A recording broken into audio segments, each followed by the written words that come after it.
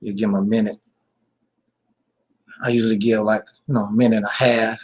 If anybody's out there, so they'll notice that you're going live.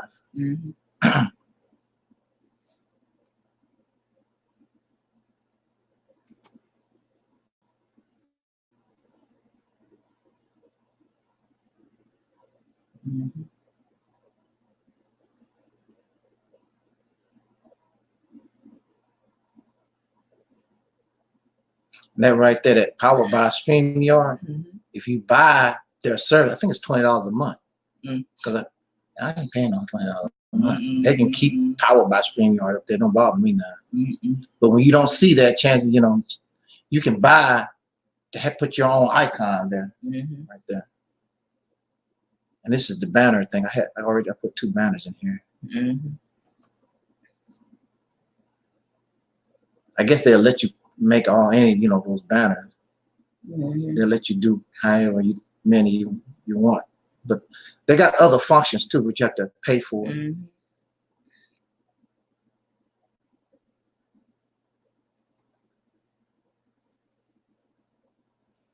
then I'm live on YouTube. This StreamYard does YouTube too. You have to pay for it.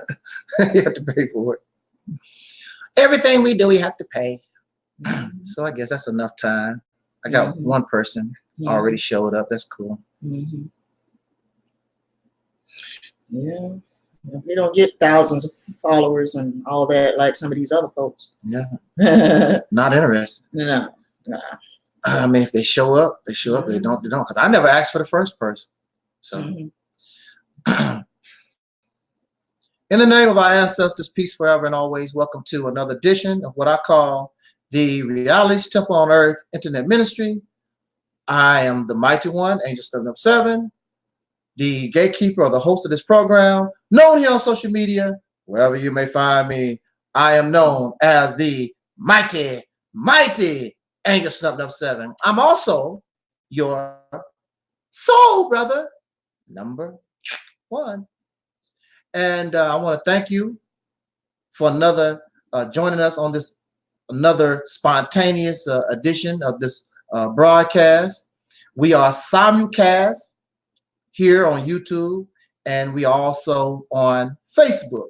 So I want to send a shout out to, let me go back to the comments here so I can see them. Azrael is here. Okay. Hey, what's up there, Azrael? 6394. This morning, thank you for joining us this morning. Excuse me a little bit, still a little groggy, still a little sleepy, but this is a subject that we feel as though that we have to address.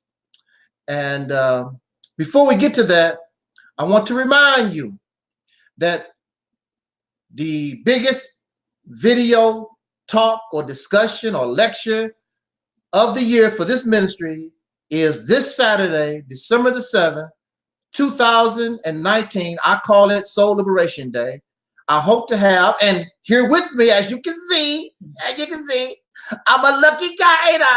I know y'all jealous. I know y'all. I have my sister Noble Levine with me. Hey, Alston.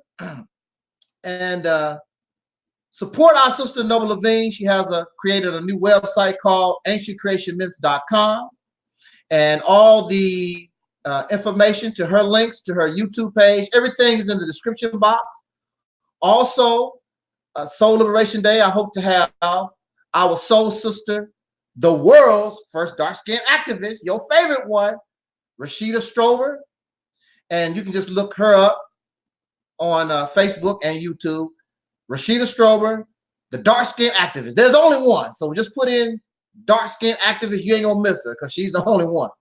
Then also on our platform, we have soul brother Taalik, and his information is in the box. Support our brother Taalik. Also Eric Bell on YouTube. Then last but not least, we have the powerful brother and intellectual guy, our brother, soul brother Gary, Cuckoo Cutter here on YouTube. And I don't know if his Facebook page is over. Anyway, just you can look him up. He's Gary Wilson, Cuckoo Cutter here on YouTube. And Saturday, hopefully the whole gang will be here. And I just want to have a good time with all the brothers and sisters and you out there in YouTube land and Facebook. And I hope to bring a message that is inspiring, because that's what Soul Liberation Day is about. It is about inspiring or celebrating yourself for your own personal accomplishments over tragic things in your life. And Soul Liberation Day is really when we as a people are able to celebrate the overcoming of one of the greatest human tragedies that the human beings have ever faced, and that, of course, is living under what we call racism and pink supremacy. So I want to make sure I advertise us, because on this platform, other than what some other people do, I have no problem with sharing whatever I have with my brothers and sisters. I don't have no problem if Sister Noble Levine, her channel just goes into the hundreds of thousands. I'm happy for you. But I'm not looking for that. Yeah. You know, if it does happen, it happens. But I'm not really expecting that to happen, you know. Yeah, but like I say, I'm not looking for it's followers. about sharing. I mean, I'm looking for people that'll come, you know, to my page with solutions. Yeah. That we can all agree on. Okay, solutions as to how can we get out from living under the system of racism and white supremacy. Solutions. You know, I'm not looking for followers. True okay, that. I'm not a leader. I'm not your leader. I'm not your savior. I don't want to be your savior.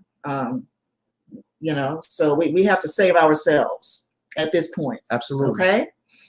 Got to save ourselves. I'm looking for folks to come with solutions that we can all agree on, like I said, you know, because right now we're in a dire situation and we need people that are serious minded. We need people that are not caught up in religion. I'm just going to be honest with you. We need people that are not caught up in Christianity, Islam, Judaism, Hebrew Israelism. Okay. We need people that are not caught up in spirituality. Okay. Comedic Christianity. None of that. Okay. I'm just going to be honest, because I used to be a Christian, and I'm telling you now, you're not really thinking about the greater good for your people when you are under that ideology. You're not really thinking about liberation. Really, you're not. When you're under that type of ideology. Christianity teaches you to love your enemies, pray for those who use you and persecute you. See, that's what Christianity teaches you as a follower. And it doesn't tell you, fight back. It doesn't tell you that. It doesn't tell you to fight your enemies. It doesn't tell you to liberate yourself. It tells you, you know, I mean, it doesn't tell you to liberate yourself out from under the system of racism or white supremacy. Okay? Yes. So we've chosen this morning a topic. For some reason, I don't know, y'all think that Angel Snub 7 likes to beef. You think Angel Snub 7 likes to bring other people down. And this is the subject that we've chosen today because folks all over YouTube, if Angel Snub 7 brings people trying to bring brothers down, trying to bring sisters down, or whatever, then really all of us are guilty of that. Because what y'all call bringing others down, usually it's just constructive criticism. Now, there are those who don't like you. There are those who will come to my page. There are those who will go to other people's page. Their purpose is to bring you down. They don't like you. If you died tomorrow, they would be really, really happy. Like the way they shot down Malcolm X. They were really, really happy that man was murdered, bringing a brother down. Now, what did that man do to deserve that? He talked about Elijah Muhammad. As long as you live, somebody gonna talk about you.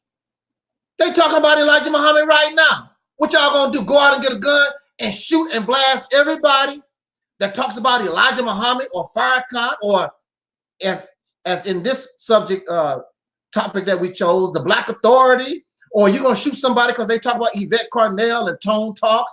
What y'all gonna do? Y'all gonna be some shooting and killing son of a gun.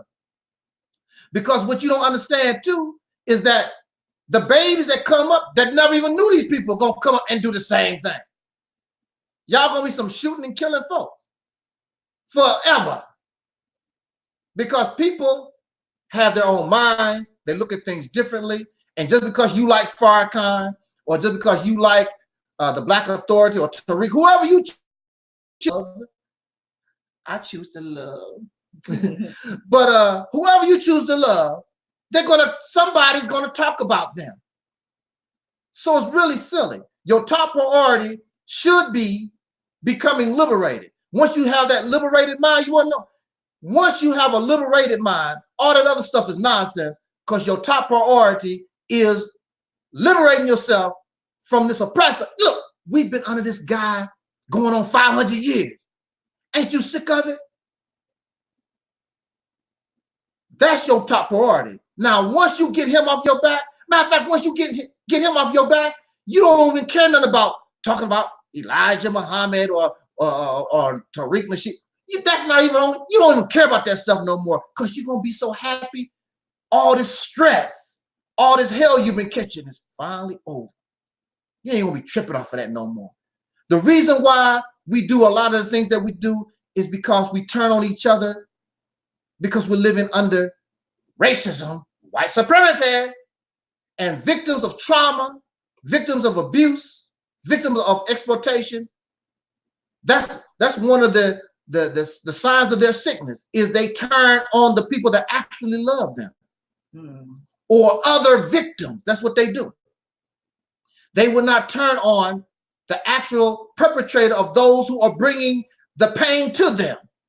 And I would tell you myself, as being an example, because I was bullied, and I ran from my bully. I was scared. Hey there, Earth Man. I was scared of my bully. And when I went home, don't you know, I had the nerve to try to get tough with my mother, get tough with my siblings. I'm tough with everybody except the one that's giving me hell. Don't make any sense. I would not fight my bully to save my life. That was my main problem. But I'm going to get tough with the people who not bringing me no harm. You know, back talking my mother, picking fights with my siblings. But then when I get to school and the bully there, I got my head all down, hoping he don't bother me, scared as hell. And that's how we are. Blame the black woman. Blame the black man. Blame the children. Blame the soul brothers and sisters, the elderly. But y'all don't touch the cracker. Y'all don't want to mess with them. Now you might talk, kill the cracker, but as far as really, see, you would touch me. You would threaten me. And some of you actually, if you saw me in the street, you would actually try to punch me and cause me physical harm. You would do that. Or kill you. Or kill you. But when it comes to the real enemy, won't touch you. No. You might talk about them a little bit, but you know where to stop, because you know the FBI is listening. I don't give a damn about no FBI listening. I don't give a damn about no CIA. Be careful. The FBI, the CIA, the agents, the spies, y'all, shh, be quiet. Keep everything secret. Keep everything on the down. But when it comes to us, hollering and screaming, and you nigger this, and your Uncle Tom and your Kuno, you get all fiery and chest all poked up, and woo, come on, sister, you know how to bring it from the church, and you get the spit start coming all out your mouth, and your eyes get to blinking, and woo, come on, church, and hear fairy tales all day. The black man is God. Want somebody to tell them how special and wonderful they are. You know? Yeah, all that kind of stuff. Nonsense. That's why they don't come here. Because I'm not. You're not gonna tell them how special and wonderful they are. No. You're not gonna tell them they're kings and queens. I mean, you are. You know. I'm just saying. But you're not gonna tell them that. You haven't reached that potential. You know. You haven't reached that potential. When you become that, I would tell you that. Yeah. I'm not gonna tell you that you are a queen and you having hoish behavior. Exactly. you know, prostitutional. Mm. Is that a word? Prostitutional? Prostitutional. Behavior. That is a word. Prostitutional. Oh, I just thought, I didn't know That's it was a word. Prostitution. Learn something. Well, we're gonna make it. We're gonna make it a word today. Make it a word today. Yeah. So I just can't do it. Prostitution. Yeah. I love that. I love that. Yeah. Hey, so hey, I can't do that, y'all. We can't tell you something that's gonna make you feel good. I can't do that in a messed up situation. Yes. You know. Yeah. I can't do that. I can't do that. And see, the thing about we're gonna get into the topic real quick and get it over with, and boom, we out of here. See, the thing about real leadership that y'all don't understand is that you think you're supposed to like everything that comes from your leader. It's nice. It's nice that you like your leader, King so-and-so, brother blah blah, sister so-and-so. It's nice. But your leader, those who are in leadership positions, sometimes they have to do things that the average person, you don't even understand. Just like your parents. Your parents done and said things you like, I don't like that, because see, you're a child, you don't understand what's going on here. You cannot comprehend. They have to make certain moves. Matter of fact, see, we don't run this country, so we don't really understand the condition. Only those who are in leadership positions, who are confronting this day in and day out, they're the ones that really know what's going on. You just average citizen, you just go to work every day and blah. You don't know nothing about international affairs, America's vital interests. You don't know nothing about none of that kind of good stuff. The only thing you know is you got to get up to go to work, get in all that damn traffic, and go to work and fight traffic, come home, and then your children don't want to act right, and all this, you have your own personal problem, so. But see, that's why it's important for us to choose competent leadership, so they can have our backs and do what is in the best interest of us. They're not just in leadership position so they can be rich. Anybody can be rich. We're looking for somebody that's willing to service the nation, the community, not just service themselves. So what have brought us to this particular subject is that actually Sister Noble introduced me to a video, because I'm not a listener. I'm not even subscribed to, I don't think, of this person. I guess he's a brother. He's faceless. I don't know what the man. I don't know. He could be a cracker. Y'all don't even know. Falling all up behind things. This brother, I'm not even gonna say, because I don't really know. I don't know what he is. I just know he's Jason Black, calls himself the Black Authority.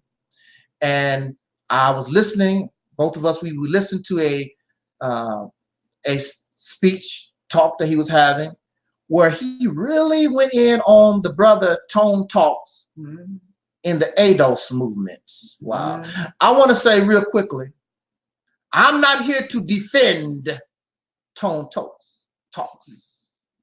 I'm not here to defend Yvette Carnell or the ADOS movement. I'm here because of some actions that I don't like from this person in general. It has nothing to do with them. I don't represent ADOS. I represent Operation Exodus, Mississippi. But I don't care.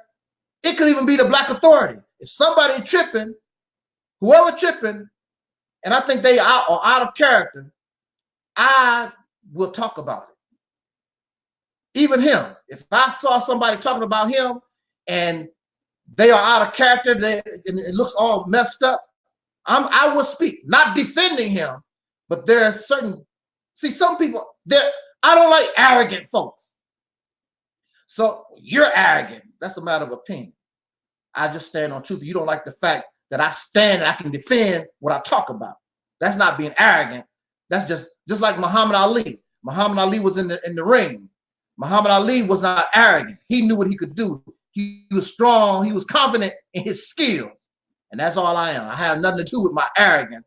I'm confident in the real truth that I stand on. So I'm humble enough.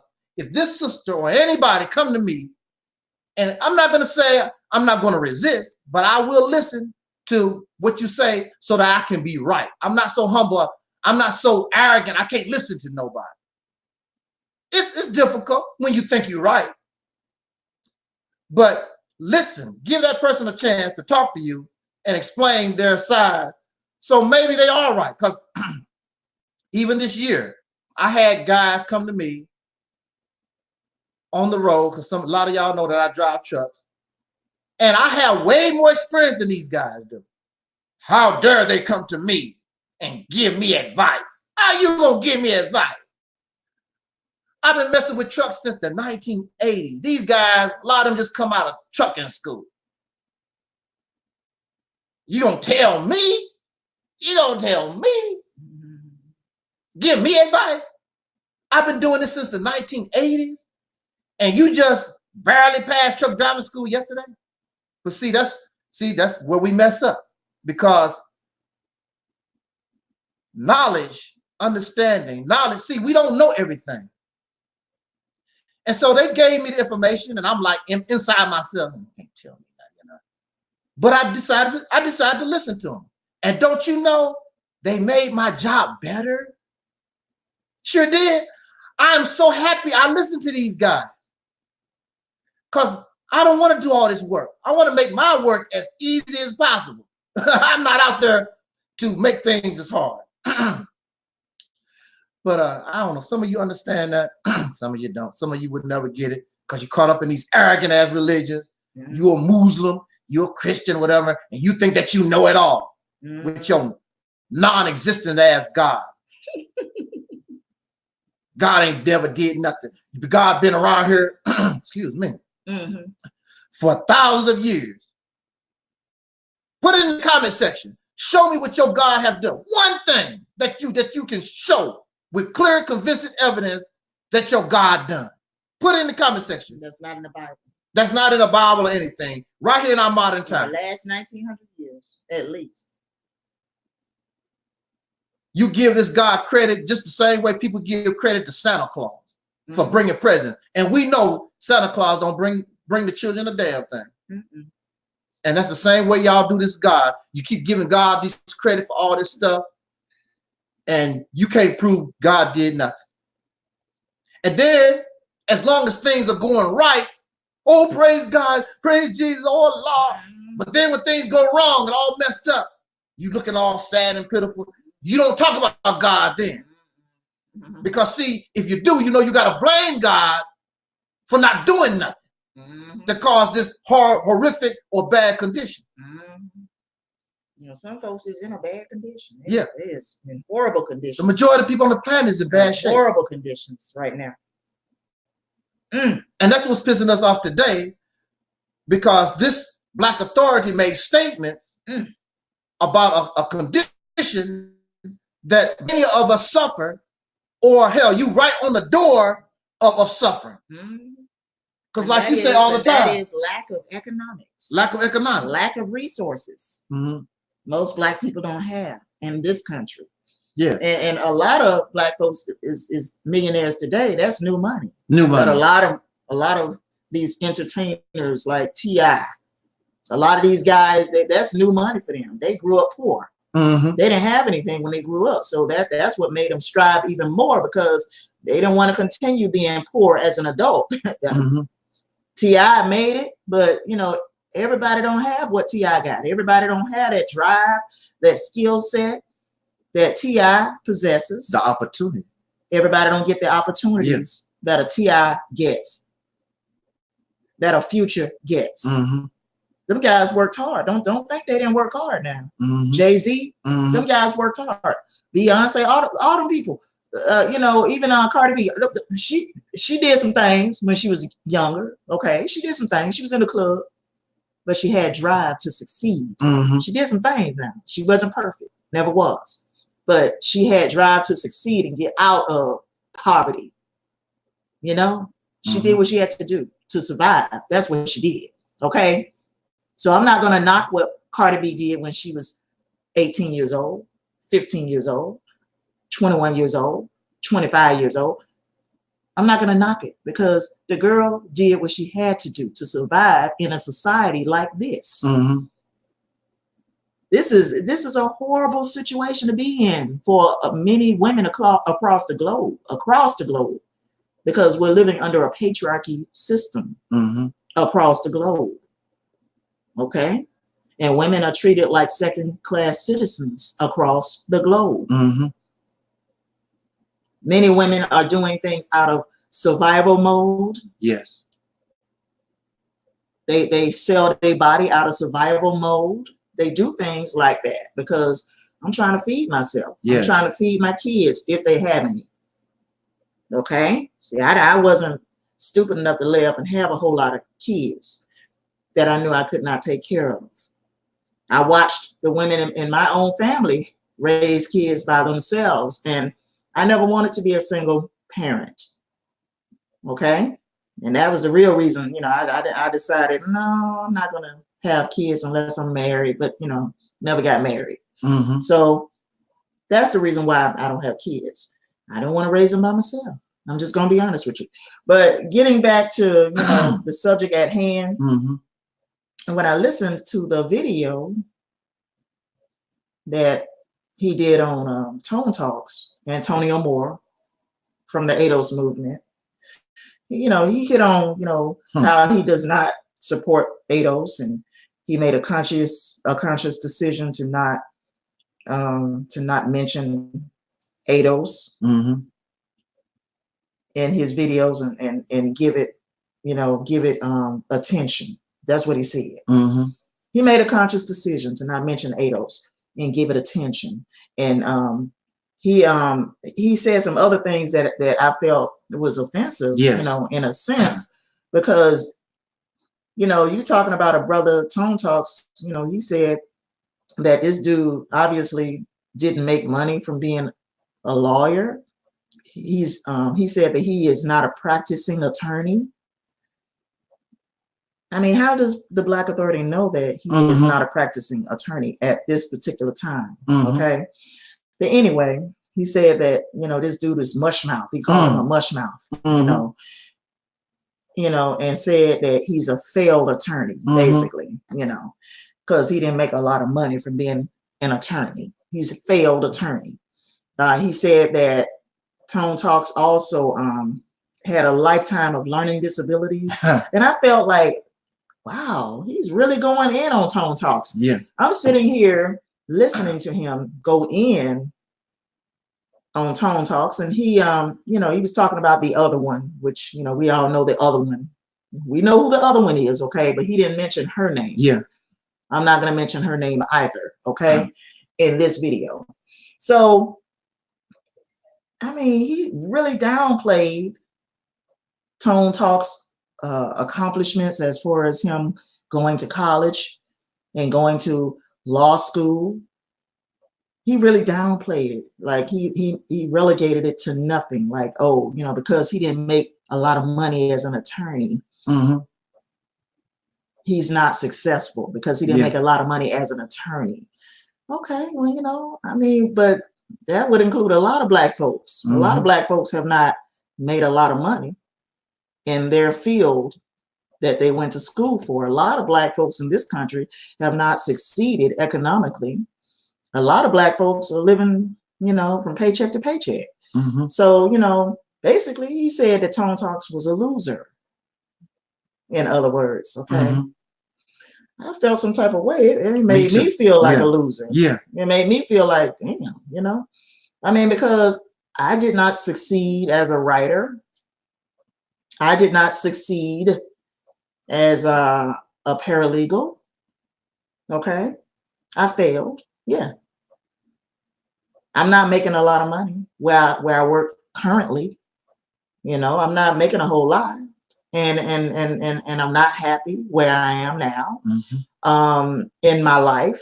I'm not happy doing the type of job that I'm doing now. And I felt some type of way, like, okay, it made me feel like a loser. He talked about that man so bad in that video. I felt bad for Tone Talks, and I really don't know a dude like that. I just know him from the ADOS movement, and he said something about Tariq Nasheed put them on the map. Tariq Nasheed may have put them on the map.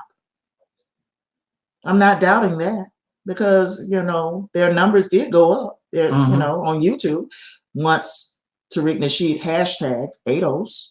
Their numbers did go up. Yeah, their numbers. Tone Talks views All of that, it went up. Yvette Carnell's, oh, I forgot. I said I wasn't going to mention her, but anyway, her views, I forgot I said I was not going to mention her, but anyway, her views went up as well. Okay. So, you know, no doubt Tariq Nasheed has a bigger platform. Okay. He has a bigger platform, and he put ADOS up, you know, he gave them a leg up. He put ADOS up on their game. He gave them a leg up. And I got somebody knocking at my door right now. So let me go and answer the door. Okay.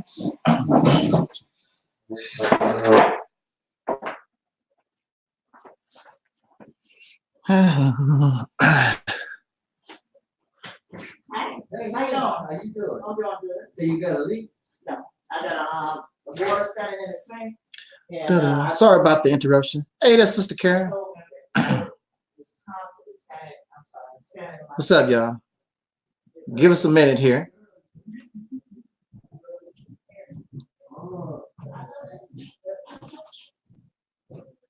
What's up there, Facebook? How you doing? How you doing?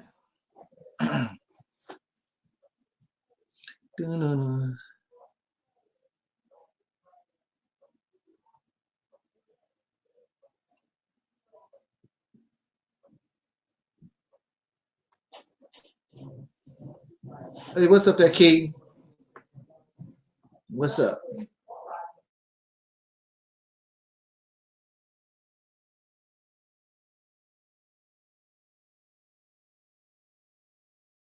Okay.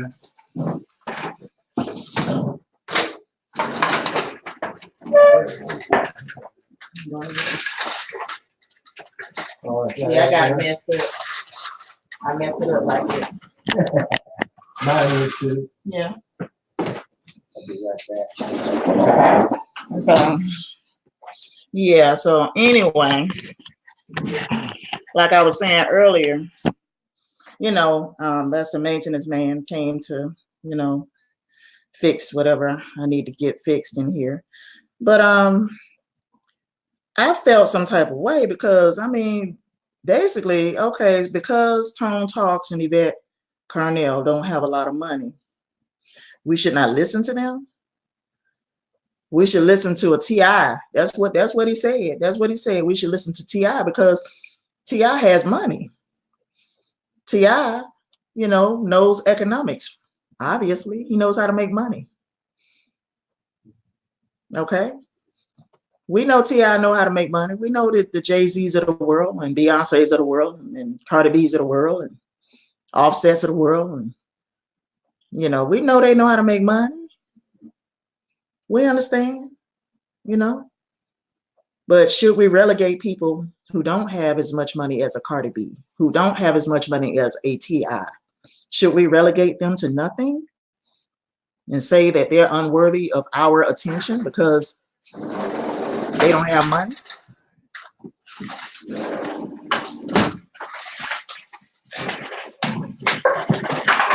It's all good. Yeah, yeah. Oh, you can take that. Throw that away. Yeah. Yeah, so should we relegate people who don't have as much money as a T.I. and say that they're unworthy of our attention because they don't have as much money as T.I. got? You know, so basically, because I'm poor. Yeah, Cardi B had drugged and robbed men as a stripper. Yeah, she did. Yeah, she did. I understand that. She did. And like I said, I'm not condoning what she did. You know, I'm not here to tear her down for what she did, and I'm not here to condone her for what she did either, because she felt like she did what she had to do to survive. And I'm just gonna be honest with you. I think it was more of a survival mode, and you know, that she was in at the time. It was more of a survival mode, you know. Okay. But you know, I've never drugged men, I've never robbed men, you know. I mean, I wouldn't do it personally. Okay.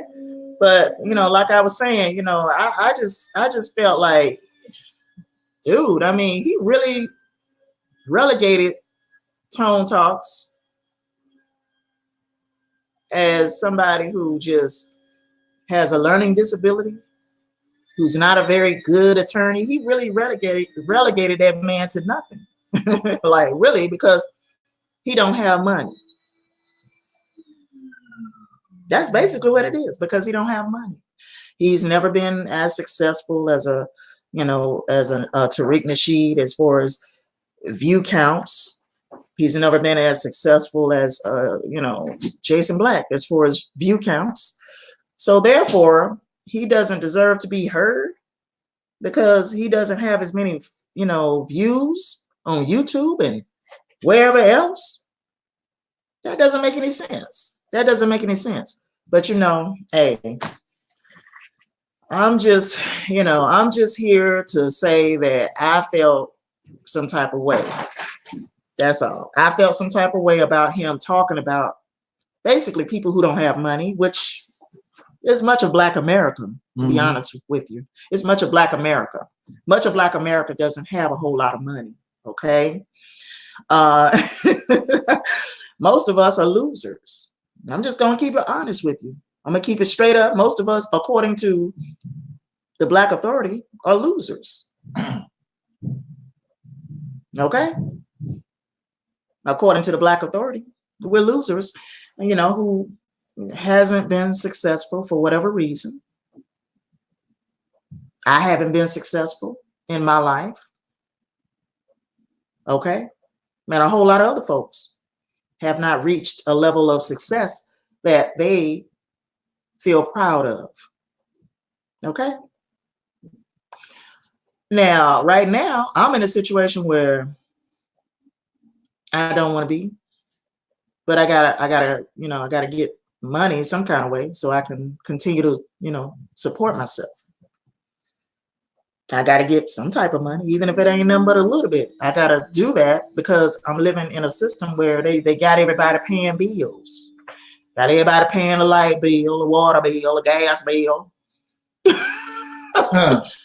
Got to pay bills every month. So therefore, you got to go to work. You got to get some type of income coming in from somewhere. Because they got us all under slavery, paying bills. Let's just keep it 100. A lot of folks out here, they homeless because they lost jobs. Or they just don't make enough money to afford a down payment on an apartment. Housing is expensive in certain places in the United States. Housing is very expensive. Okay, especially in places like New York, New Jersey, California. Housing is extremely expensive. They got a real bad homeless population right now in California. Real bad homeless population. And I'm just like, right now, I'm in a place in my life right now where, I wish things were different. I wish things were better.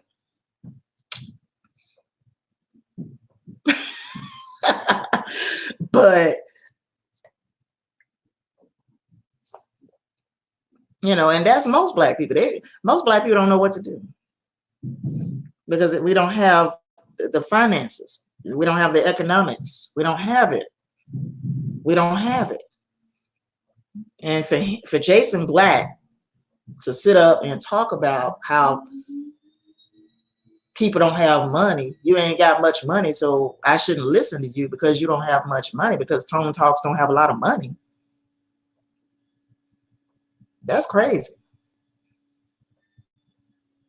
So just relegate the whole movement. He just relegated the entire movement to nothing. Relegated it to nothing.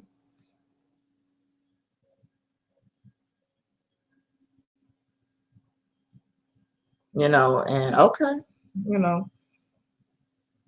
that's all I got to say. It's so dark. I know. We had to move it. We dark skin today. Yeah, we're dark skinned today. Okay, now can't get you in there. Don't worry about it. Okay, well, why all of a sudden it lit up?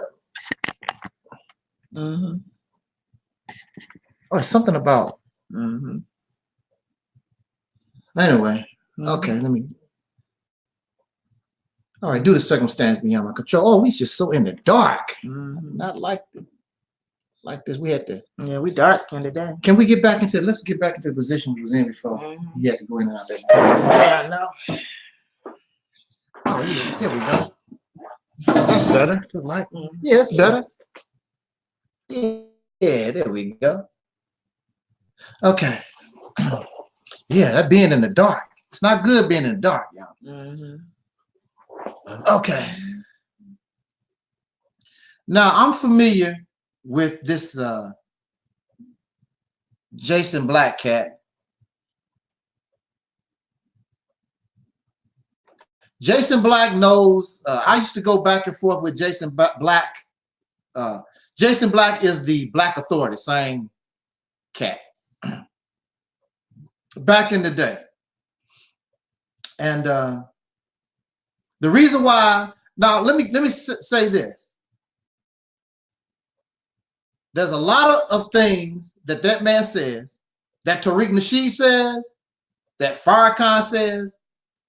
See, this is the thing about it. We don't know how to separate the good from the bad. We don't know how, like they say, we don't know how to eat the meat and throw away the bones. The only thing y'all know how to do, many of you do out there in YouTube land and social media, you look at a person and you concentrate on what I don't like Angel Snuff 7. He talk against God. He don't like Farrakhan. He don't like Tariq. He don't like Jason Black. You concentrate on what you don't like. Wisdom and knowledge. If you excuse me, what's up with that? Excuse me. See, look, okay. If you are out in the desert and you thirsty as hell, and you find this bottle of water.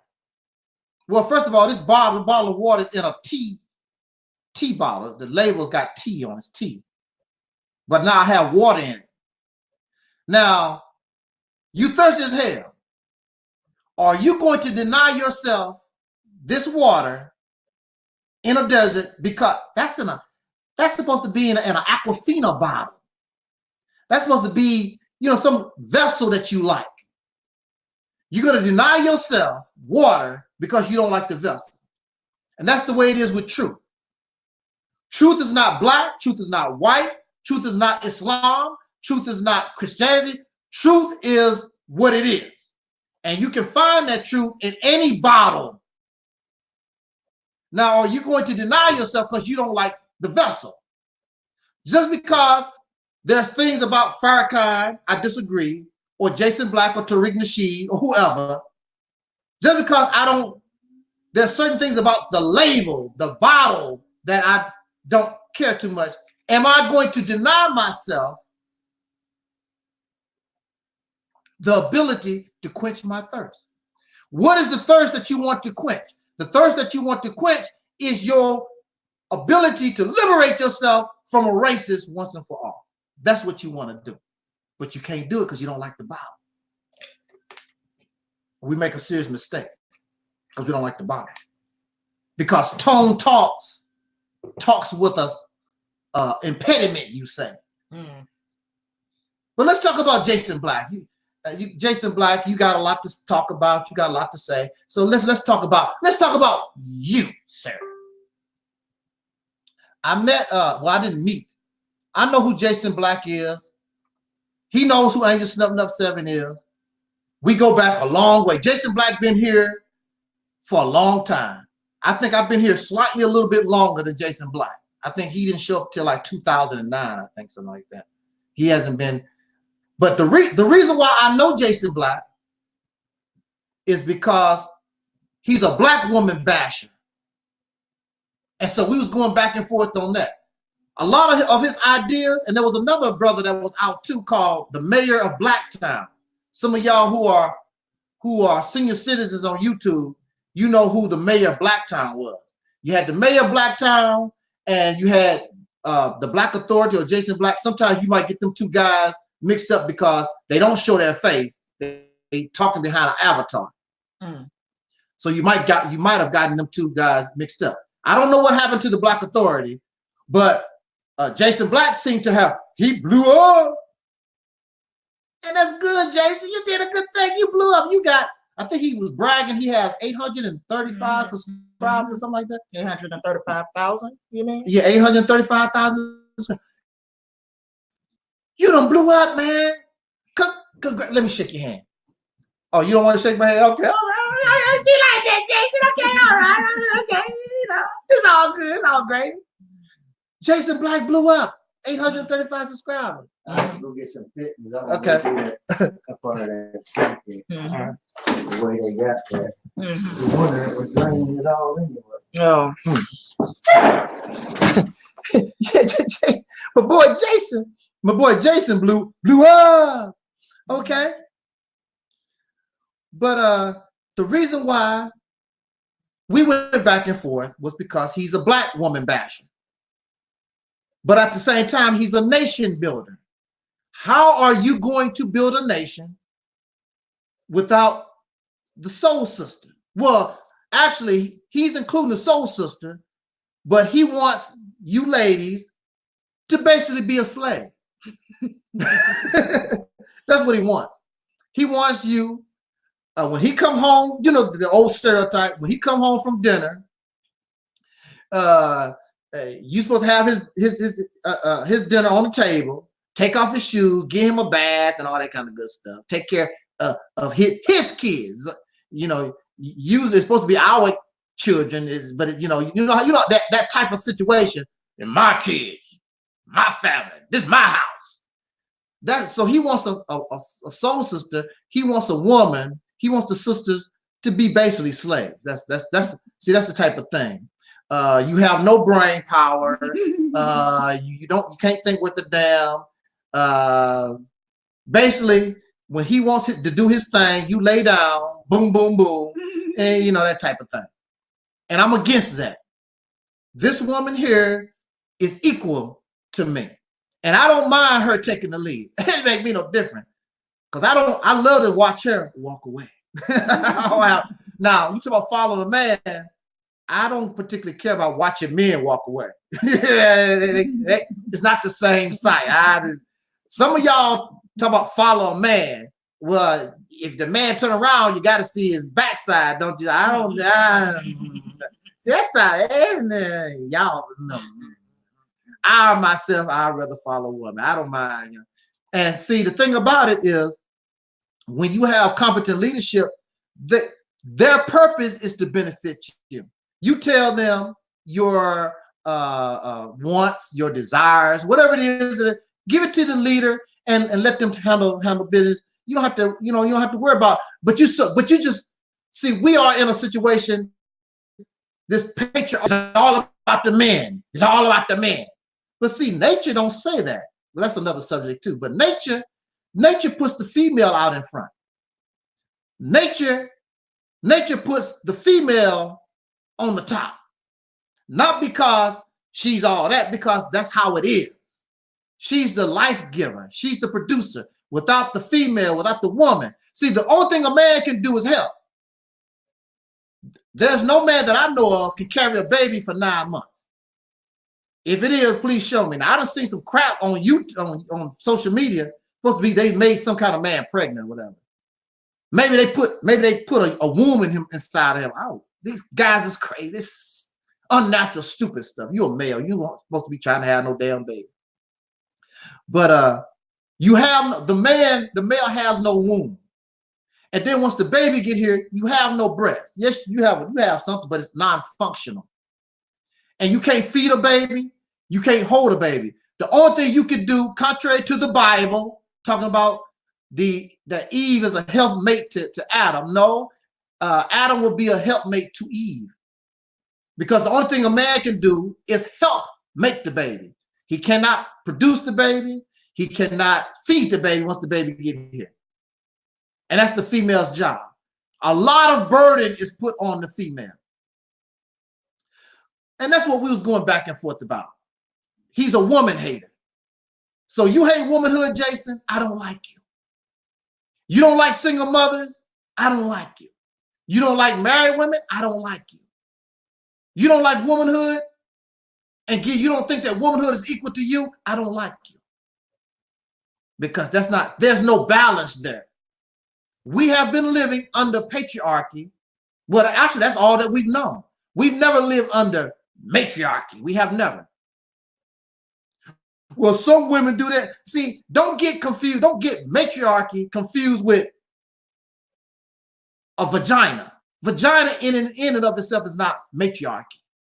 We have not lived under, because these vaginas that y'all talking about as leaders, they think like these stupid men. They influenced by these stupid men. Like y'all pro-black folks. Y'all influenced by the racists. So when they say white power, what do you say? Black power. When they say they don't like Jews, you don't like Jews either. If they say they don't like Mexicans, you don't like them either. If they don't like immigrants, you don't like them either. It's the same stuff. Racist wannabes. Of course, you know the Negro. Well, we made up a new term called the Homo Negro. And for those of you who aren't familiar with what a Homo Negro is, it's the scientific term label of the black man in America, the Negro. Homo Negratis, Negro, okay? But that's where myself and the Black Authority, that's where we went back and forth. And of course, I was constantly, hey, Jason, I was constantly kicking your ass. You can't do nothing with me, man. You got 835,000 subscribers. You can bring your whole 835,000 subscribers to my little baby channel and we'll whoop y'all ass. You don't have nothing coming, bro. With all your intelligence, with all your knowledge, with all that stuff that you got. Because you're against the woman, which means you're against life. So, now this is what gets me about this fella. He's faceless. Jason Black, the Black Authority, is faceless. He's going to talk to Tone Talk. Tone Talks, we know what he looks like. We see him all the time on video. He's going to call him mush mouth. Here you are, you just like that Alquine guy. That's why I don't have respect for these faceless folks. Because you're a coward and you don't show your face, but then you have the nerve to tell me what I look like. You're going to tell Sister Nova what she look like. And you hide behind a picture, you damn coward. And this is the mind-boggling thing. 835,000 subscribers to some faceless, y'all don't know what the hell it is. That goes to show you how stupid and ignoramical, is that a word?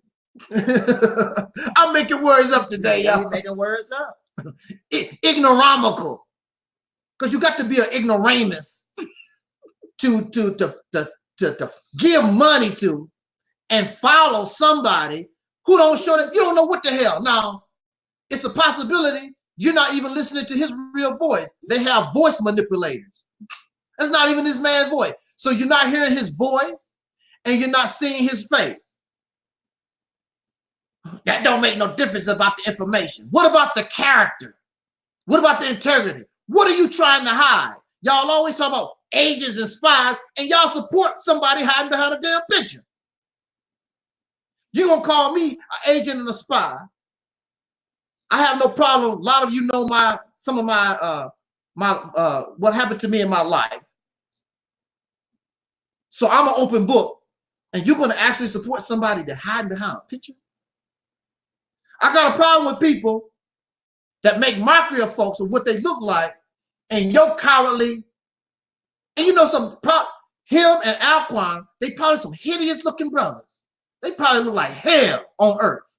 They probably look like hell on earth. That's why they don't show their face. These guys probably ugly as a mug. Look like some kind of hell on or earth. look like a retarded dinosaur or something. Oh my God. They look like hell on like earth. hell on earth. What are you trying to hide?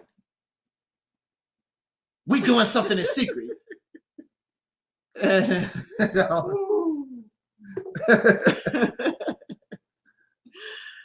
And so I have a problem with faceless. When you're faceless and you're civil and you're nice and you carry yourself like a human being like you're supposed to, I have no problem with that because I know the camera is not meant for everybody, y'all. It's not. The camera is not meant for everybody, so I understand that. But when you come out here with your nasty mouth and you come and want to make mockery of people, see, he didn't even have to go there. Jason Black don't even have to go there. Call this man mush mouth. Have a lifetime of learning disability. Yeah, this man have a lifetime. How do you know that? Yeah, you know, making these accusations. But you know what? Even if he did, so what? So what? But you know, like we was talking about too, Sister Nova. If Tone Talks has a learning disability and he's a mush mouth, but he was able to go to college and get his degree, that says a whole lot for that brother struggling with a mental deficiency like that, but still able to get because he passed the bar apparently. And you just gonna downplay that like that don't mean nothing. Like it don't mean nothing. And then he continues to tell this man, and you didn't do nothing with your degree. During the economic downturn, 2009, I don't know when it ended. 2007, 2009. During the economic downturn, there were lawyers who were standing in line trying to get a job at McDonald's to work Friday. Yeah. 2007, 2008, 2009. This is a known fact. It was lawyers. Known fact. Big shot. Just because you're a lawyer does not guarantee you riches. That's not what it guarantees. It does not guarantee you but according riches. to Jason Black, he's a failure. He's a failure. He's a failed attorney. He's a failed attorney. Based on what? Because he didn't make a lot of money from it. See, this man, he's materialistic. Like the person he seemed to love, Tariq Nasheed. Because he kept talking about how much money Tariq Nasheed, and he talks about a T.I., how much money that they made. First of all, Jason Black, let me tell you something.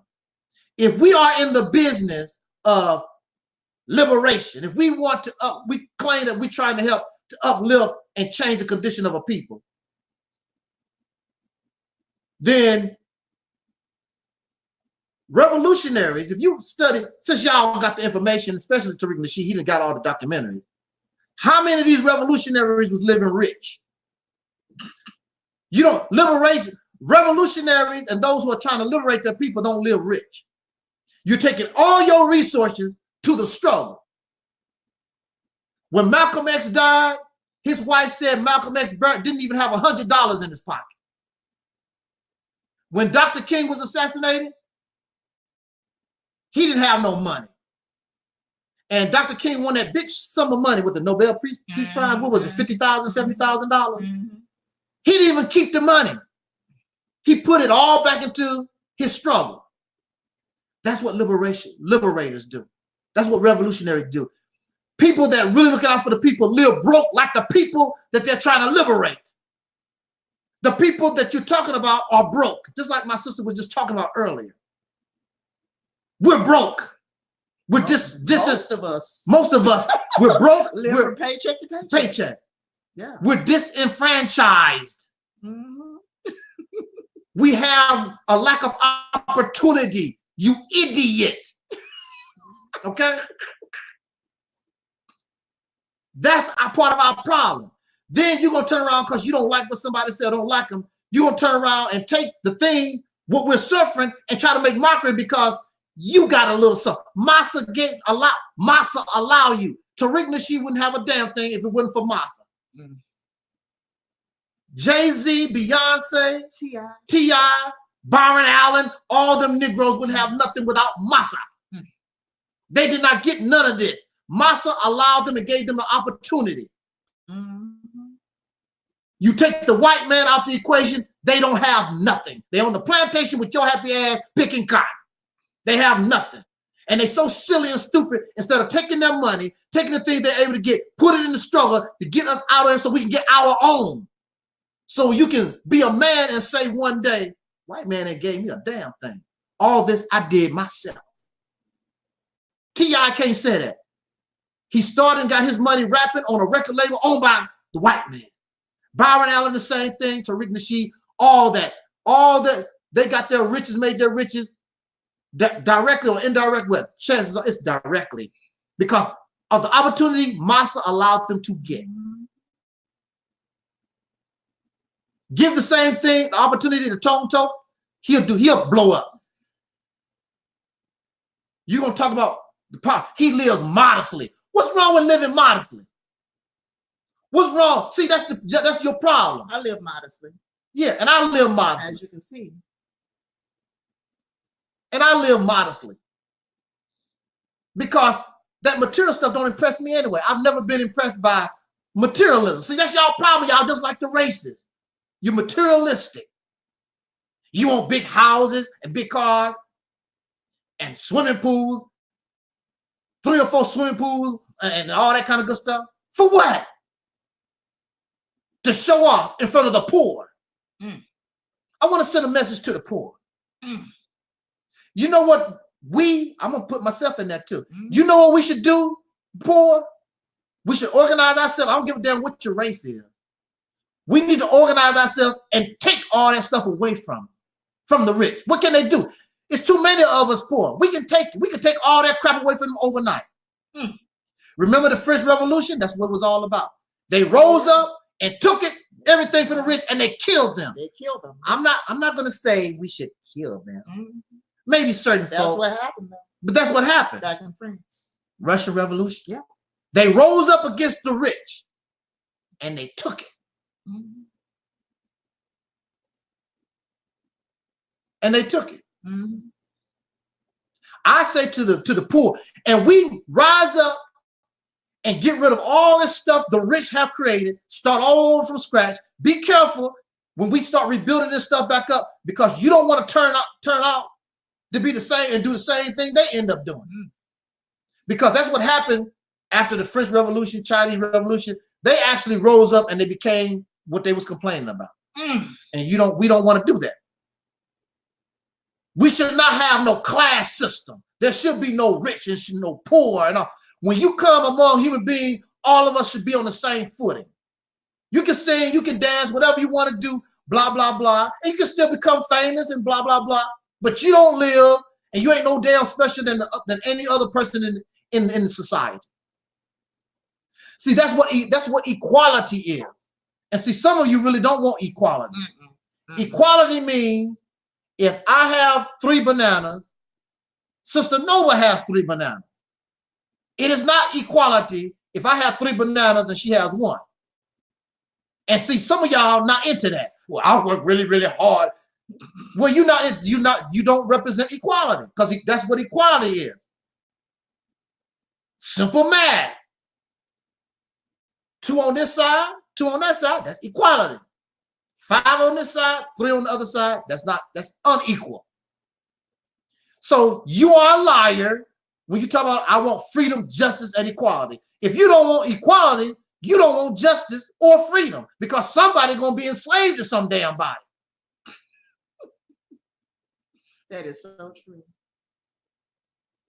Understand where I'm coming from? So you have this man who has the audacity to talk about somebody because you poor. Tariq Nasheed does the same thing. Talk about folks, oh, you broke niggas. Of course, that's the problem. Most of us, you lip gloss wearing Negro. Most of us are fucking broke. Yeah, that's the problem. Because you got a bunch of hoarders. And see, this is the sick thing about it. If we were sitting here and you saw a bunch of cans and stuff that we've hoarded in the background, y'all like, Sister Nova and Taalik live in that nasty house. They hoarders. Look at all them cans they have collected. But if it was stacks of money, y'all be like, oh God, Girl, they rich. Look, Sister Noble. What difference is hoard? That's still hoarding. Because the money is too much than what I need. Just like all them damn cans and stuff that I would have in the background is more than what I need. What the hell am I hoarding all that stuff for? But if you're rich, but if it's money, or if it's gold or diamonds, y'all, oh, they so rich and what they got it going on? That's hoarding. But one gets a pass and one don't. Why is that? So you're going to talk about this man and put him down. And this man, I give him his kudos. I have to give him his props, because if this man really do have a learning disability, but he's able to go to school and pass the bar, that's an incredible accomplishment. Because you have those who don't have that. They haven't. Have you? Matter of fact, let's see. And he said he hasn't accomplished nothing. Oh, he did say that? Yeah. Oh, yeah. Remember, he said he really ain't accomplished nothing in life. He ain't accomplished nothing. He ain't accomplished nothing in life. That what black authority see? See, that pisses me off too. Yeah, nothing. Because that means I haven't accomplished nothing. I haven't either. We haven't accomplished nothing. I haven't done shit. Okay? Yeah. According to the black authority, we ain't done shit. We haven't done anything. So let's see what the black authority have done. You sit your happy ass on YouTube for the last. What have you accomplished? To my knowledge, he doesn't talk about his degrees. Do you have a college degree and you don't have an impediment or nothing, mental deficiency, sir? How much money you got? How much money you got? And how much of that money that you have come from begging these idiots on YouTube and social media? Are you a millionaire? You are a professional beggar. Are you a millionaire? Have you gotten this money on your own, building your own shit? Yeah. Calling somebody a loser. How do you live, faceless ass trash? How do you live? You live in a big house like Taalik Nasheed, and I guarantee you, Taalik Nasheed live on the lowest level, the lowest kind of mansions that you can get. He's not top level. I mean, how you living? Yeah, how you living, troll? He lives modestly. How do you live? I live modestly too. Yeah, as you can see, And what's wrong with? Why would you want to give and why wouldn't a person want to live modestly anyway? Why you want to give all your money to some sucker help make them rich? So I can guarantee you, Taalik Nasheed do not own his house, his mansion. He don't own it. The bank does. Matter of fact, most of these, even T.I., I can guarantee T.I. don't own his place. I guarantee you he paying a mortgage. And he has money, but I guarantee he still don't own it. Because owning a mansion is a lot of it takes a lot of money to maintain that. You got to keep the grass cut. You got them high ass taxes you got to pay every year. And all these things that go along with that stuff. Your utility bills got to be out of the roof. You have to have a lot of pesos. But anyway, how you living, sir? And you're not a mush mouth. You're on YouTube every day begging. You have so much money. And Taalik Nasheed too. They beg the community for their projects, for y'all corny ass DVDs that ain't doing a damn thing for nobody. It's not liberating us. It's not liberating nobody. Entertaining. You and Taalik Nasheed ain't nothing but some old preachers, Christian preachers. That's all that you are. And you have a certain audience. They come to y'all channels so they can say, "Oh Lord, glory, hallelujah," and shake and do the same, that kind of stuff they do in the church, and foam at the mouth, and they do the same thing with you cats, except it's in a different way. But it's the same program, same stuff. So what have you done? For those who support Taalik or the Black Authority, please put in the comment section or make a video, show their accomplishments for the last 2 years. Since Tone Talks, been on YouTube, what about, you said 3 years, did you tell me? Yeah, about 3 years, the ADOS movement. The ADOS movement is about 3 years. Okay. Only been around 3 years, maybe. Taalik Nasheed been here for how long Taalik Nasheed? Well, he wasn't here when I got here, so maybe 8 years, 7 years, something like that. And the Black Authority, I know he's been here almost as long as I've been here. So what is your accomplishments, Jason Black? You don't have a speech impediment other than documentaries. Than documentaries. What is your accomplishments? What have you done in the last 2 years? I'm not talking about the whole time that you've been on YouTube. I'm talking about just the last 2 years. Since myself, I'm a loser. Sister Nova's a loser. To all these losers. We all losers, according to you. We all losers. Okay? What have you done? We all poor, according to you, obviously. We all poor. Yeah. I mean, I'm poor. Yeah. I'm poor too. Yeah. Some of us is on a banana peel, getting ready to slip right into the homelessness. Exactly. That's our problem. That's the problem of people in this country, period. Period. All over this country, you have homelessness. It's not, and then you got people falling into drug addiction. Why are we falling into drug addiction? I can only guess because I'm not a drug addict, but I can only guess that it's because of the hopelessness that we find ourselves in this situation. Yeah. Being hopeless. So I'm going to turn to drugs. I'm going to turn to liquor. I'm going to turn to whatever I can. Calgon, take me away. I can't deal with it. And at the max, if none of that stuff works, then I take a bullet. I don't do drugs. I'm just saying, a lot of folks, they do drugs. We We don't do it. We don't do drugs. We're not drug addicts. We're drug addicts. I'm sorry, drug addicts. So, I decided to not, engage in that at all because it's not going to help me. It's not going to help me. It's not going to bring any happiness in my life. It's going to make things worse. In fact, if I did turn to drugs and alcohol, it's going to make things worse. Right. So, I decided I don't want to engage in that. I don't care what's going on. I don't care what happens to me. I'm not going to make it worse by engaging in drug activity and alcoholism. So.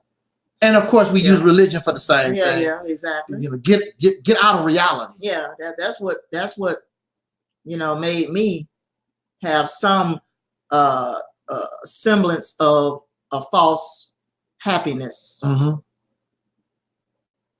Religion, being in Christianity, it gave me some hope, hope, right? That a God would come and rescue us, and take us away, to his kingdom. It gave me some hope for many years. It gave me some semblance of a false happiness. That's what it did. Okay. Based on false hope, and that's what Christianity is. It's false hope. Okay, it's false hope. It's a fear-based consciousness. That too, and I'm just glad that I'm not dealing with it anymore. I'm not in it anymore. So I'm not like a great public speaker like a Black Authority is. Obviously you can tell. You can tell that I'm not a great public speaker. Like you, okay. But should people not listen to me because I'm not a great public speaker like you? Because Tone Talks is not a great public speaker like you. Right. People shouldn't listen to him. I admit I'm not a great public speaker, but I am a great writer. I'm a great writer. Not a good public speaker, though. I admit that. But, should people not listen to us because we're not great public speakers like you? Okay. People shouldn't listen to us because we don't have a lot of money like you. How much money you got? How much money you got? Right. What you working with? What you working with? Yeah. Can you donate to us? For real though. I need some money right now. I could use $1,000. I'm just gonna be honest with you. I could use $1,000 right now. $1,000 ain't nothing for you, Jason Black. Go ahead and donate to us $1,000 real quick, bro. Use $1,000. Yeah. For real. Tariq, if you listen out there, Tariq, I already know Tariq ain't gonna give us a damn thing. He ain't gonna give us a damn thing. I know. They ain't gonna give. And Jason Black got they ain't gonna give up nothing. They just gonna talk about how poor we are. Yeah. They ain't gonna. Now here I am. Here I am on my channel. Those of you know, I've actually went into my personal pocket. And I actually donated to my audience. Have Jason Black ever gave his audience anything? Have Taalik Nasheed ever gave his audience anything? I don't know now. I think Taalik might have gave something. I heard that I think he might have did some things. He did some church. I heard he paid for a funeral or something. I think he did some things. You know, he didn't gave folks money. Okay. Yeah, he gave folks. Taalik Nasheed done gave folks money. Yeah, and then he turned right around and begged them same people, you know, because they the ones that really paid for it. He's not going to his personal pocket to help. He's getting money that somebody done gave him. Ain't no shirt off his back. Yeah. You know, you got people that, and then you know you have these millionaires. They give a certain amount of money away, but it's for charity purpose. They got to pay it, and you know it's a tax write-off. But look at here.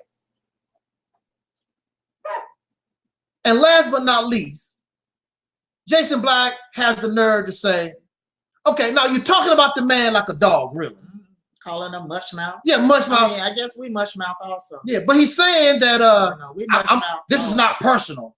Yeah, but it is personal. He's saying, okay, if you call somebody a mush mouth, personal. That's personal. That's to me that sounds personal. You know, we mush mouth too, according to you, I guess. Yeah. You know, we also mush mouth because we ain't great public speakers like you. Yeah. So we mush mouth too. You know, so okay. Well, he says that also that Tone Talks has an ego. You know, he's looking for all this attention or whatever. And just because you don't put somebody's just because you don't put somebody's name in the title of your video, but you still talk about them, you must be looking for attention also. Just because you don't put somebody's name in your video, it's the same crap. I mean, you're talking about them. Bringing attention to them. Yeah, you're still bringing attention to them. So if you don't want them to have that attention or whatever, don't talk about them at all. Don't talk about them at all. Why are you talking about them? If you don't want to bring attention to Tone Talk, Cornell, the ADOS movement, don't mention it at all. Because you know, especially as big as your platform is, you know your people are going to go and tell them and their folks, Jason Black talking about you. Matter of fact, that's the reason why. Well, you showed me the video, sister.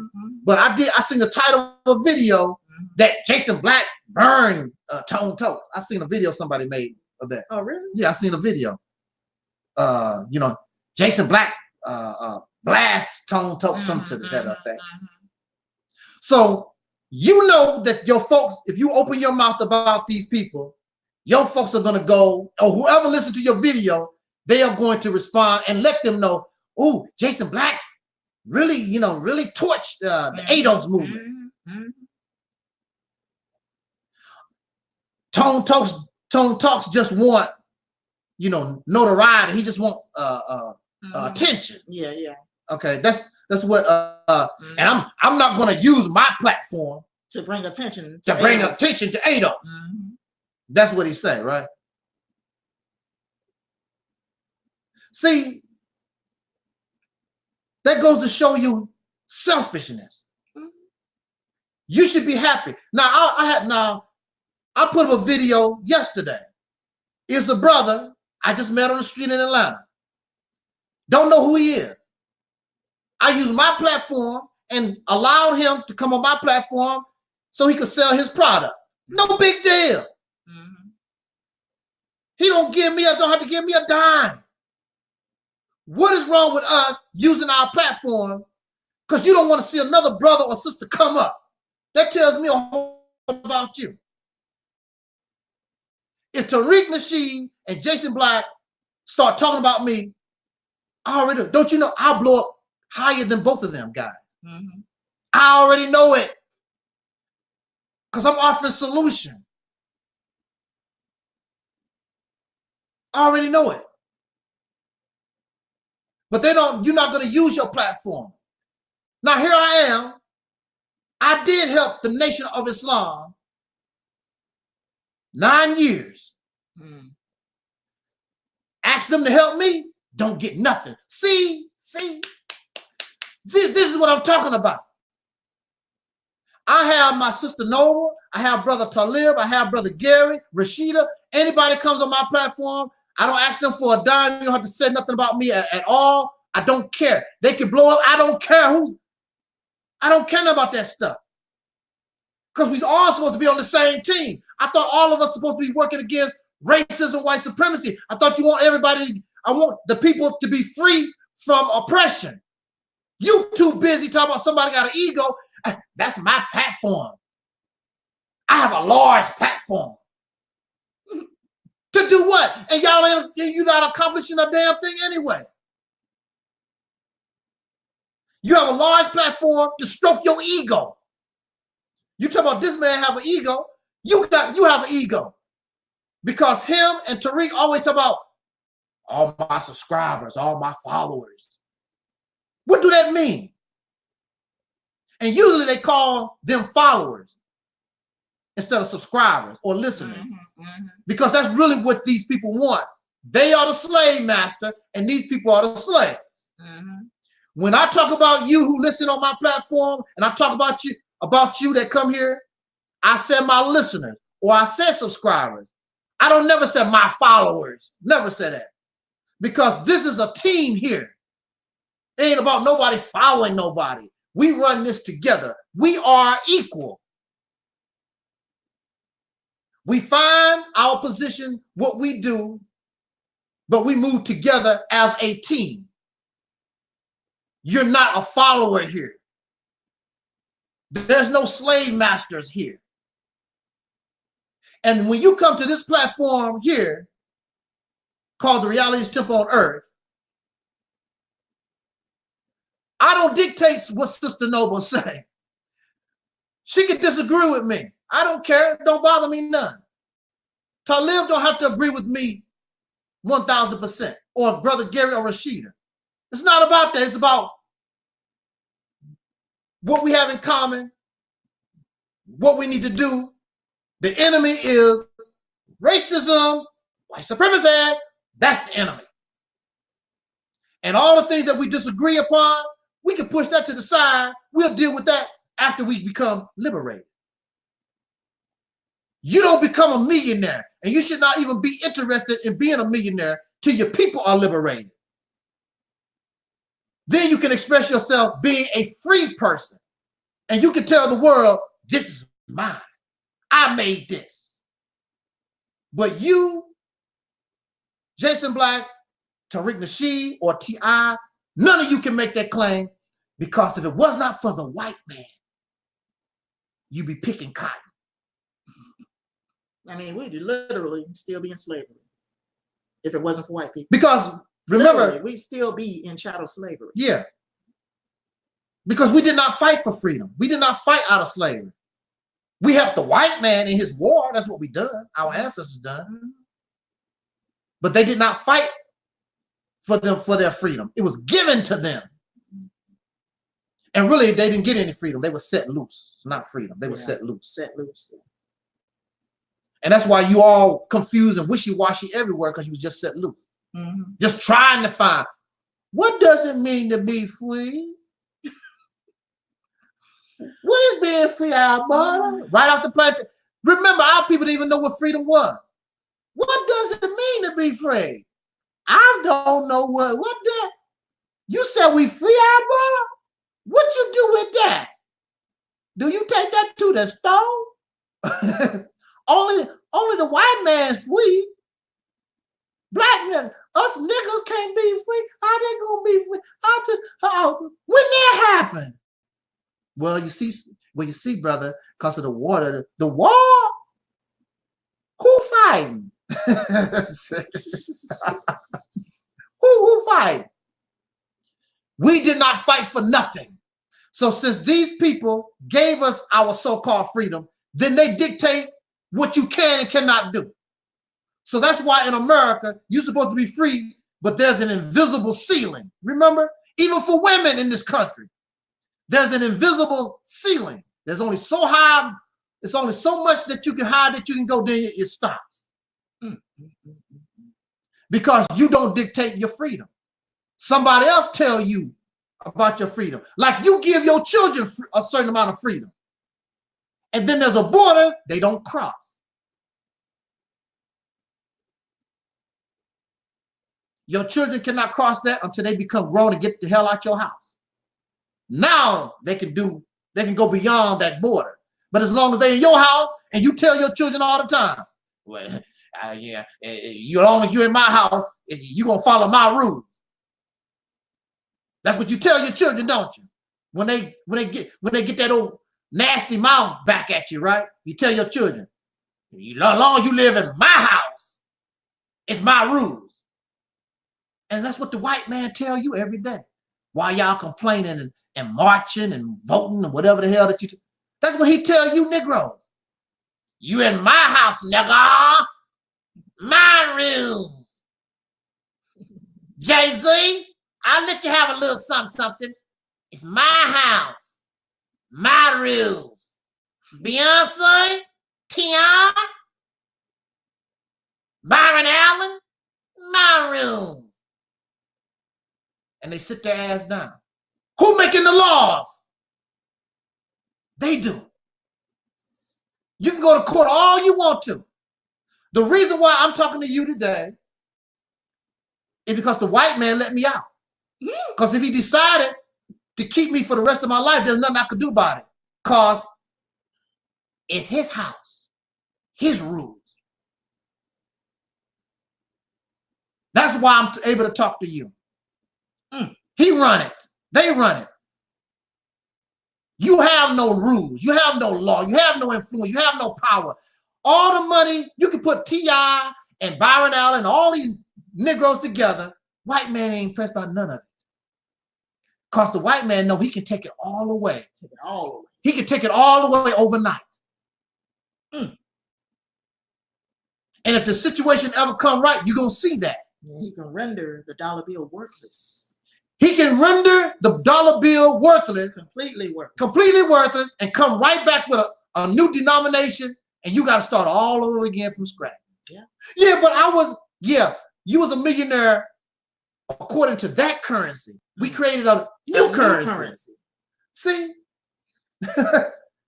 Now what, Jay-Z? Now what? Now what, T.I.? Because you don't control the value of the money in your pocket. And there's no black man faces on none of them dollar bills. So black authority, while you bragging about the white man's money in your pocket and Taalik shit, you don't give it no value. You don't give it nothing. The man that give it value, he can take that value away. And then what? Then what? I bet you start living modestly, right? Then you come right down here with us poor folks, right? That you shame of. That shows that y'all have a problem. Because I don't need money to give me high self-esteem. I don't need money to give me value. I don't need it. Especially money created by somebody else. I'm happy driving my $800 car and my raggedy house. I don't care, because I don't care about that. What's the sense of having all that stuff and you're a Negro slave living in America with racists? You got all this and T.I. still the N-word. Byron Allen's still the N-word. Oprah's still the N-word. And they know it. With all that you got, it still don't mean nothing. You still colored. Still getting pulled over by cops. Right, they sure will. Go to the right spot. Will Smith got pulled over. And a lot of these pepperwoods don't give a damn because you Will Smith. They'll blow your brains out. They got to get the chance to kill you. They don't care nothing about that stuff. Under the right circumstance. It will happen. They don't care nothing about that. Under the right circumstance. Let this dollar collapse. And you will see. And we'll see. Yeah. So Jason Black, the Black Authority, he really should be shamed. And he sounds like a big time slave to me. But he has no shame. He has no shame. Trying to be this. Who the hell are you trying to puff out your chest like you got it going on, whatever? You're a faceless troll on YouTube begging for money every day. Who the hell are you? Yeah, they donate. They donate. And these idiots are actually donating, giving a faceless troll thousands and thousands of dollars. Every week. Well, he's a woman hater. It's these woman-hating black Negroes. And Tommy Sotomayor. Oh, yeah. And Tommy Sotomayor. Yeah. The kind of hatred these Negroes have for womanhood. Oh, my goodness. I mean, I guess I'm all types of black bitches right now. Yeah. You know, I'm all types of black bitches that can't talk, you know, mush mouth. according to these guys. Yeah, much you know. Broke. Yeah. Living from paycheck to paycheck. Now he's so smart. I'm gonna say this. We're gonna go ahead and get out of here. Now this man's supposed to be so smart, so intelligent. That sister Cynthia G came to his platform looking for a debate. This man has all this intelligence. He's so damn smart. The only thing he could do with that woman was, you gotta weave. Where's your you know, your line on your. Now this ain't no weave, okay? Yeah. This ain't look. I'm gonna show y'all. This ain't no weave, okay? Black authority. This ain't no weave. This is all my hair right here. This is all my hair, okay? Hold on. Let me see. This is all my hair. You see it? See it, Black? That's all my hair, okay? So don't say I got weave in my head, okay? This is all my hair. But these men. Oh, my maintenance man came back. Yeah. Oh, so that was the reason why. Yeah. Because of the piping. Well, that, and I gotta try to see if I can get whatever's That back up in hair. there Yeah, out. yeah. It's probably a lot of hair. Yeah. Yeah. Yeah, I mean, you know, he quick to talk about these weave women wearing weaves and all that kind of stuff. Oh, the women haters are usually ugly. Yeah. I don't understand it. Maybe I'm real old school, but I think that Black authority probably should be. I think he's old school too. He's probably in his 50s too, or something like that. No, you say he like 40 something. Like 43, 42. These guys are too old. These guys are too old. What man? Like Hassan Campbell always said, what kind of man? What kind of man would spend hours and hours and actually put in the title of their video about women and wearing weaves? I've been on YouTube over 10 years. I've never made no video talking about women and wearing weave or makeup or none of that kind of good stuff. I tell you that you don't need all that stuff. You're pretty the way that you are. But I'm not going to sit around here and spend hours and hours and hours talking about some women's hairstyles and weave. Then they talk about all the money the sisters spend on weaves. Let's get this, like Richard Nixon used to say. Let's make something perfectly clear. That's them women's, that's their money. They do what they want to do with that. They want to buy weaves. That's their money. You don't tell nobody what to do with their money. They work hard and with their hair or their bodies. That's theirs. You don't want nobody to tell you what to do with your whatever little hair you got on your head. And some men wear weaves. Some men wear weave. You just ignore that. You don't talk about that. And they're good weaves too, because some of these, I saw some pictures of brothers with weave. I'm like, it look like their natural hair. Don't think about the sisters. The sisters want to be creative. They got to they got to do some stuff. It just can't be normal. They want to flash. It's their money. They do what they want. They earn the money just like you do.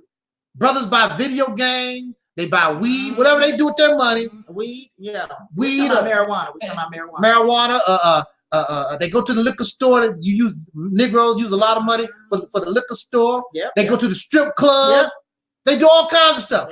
Don't complain about it. Men can do with their money whatever they want to. One rapper said he done gave away like $100,000 in strip club. Into the strip club. And he said like he done gave away like $100,000 so far. To the strip club. Yeah. And you gonna tell somebody, because you can't tell me what to do with my money. You can sit your happy ass down. You don't tell me what to do with my money. Now, what you can do is you can suggest to people and advise people. That's what I do here. I don't tell nobody what to do. That's your life. I don't tell you, don't go to strip club. You don't hear me tell, you never hear me tell you, don't go to the liquor store, don't go to the strip club, don't buy weed. You never hear me talk like that's your money.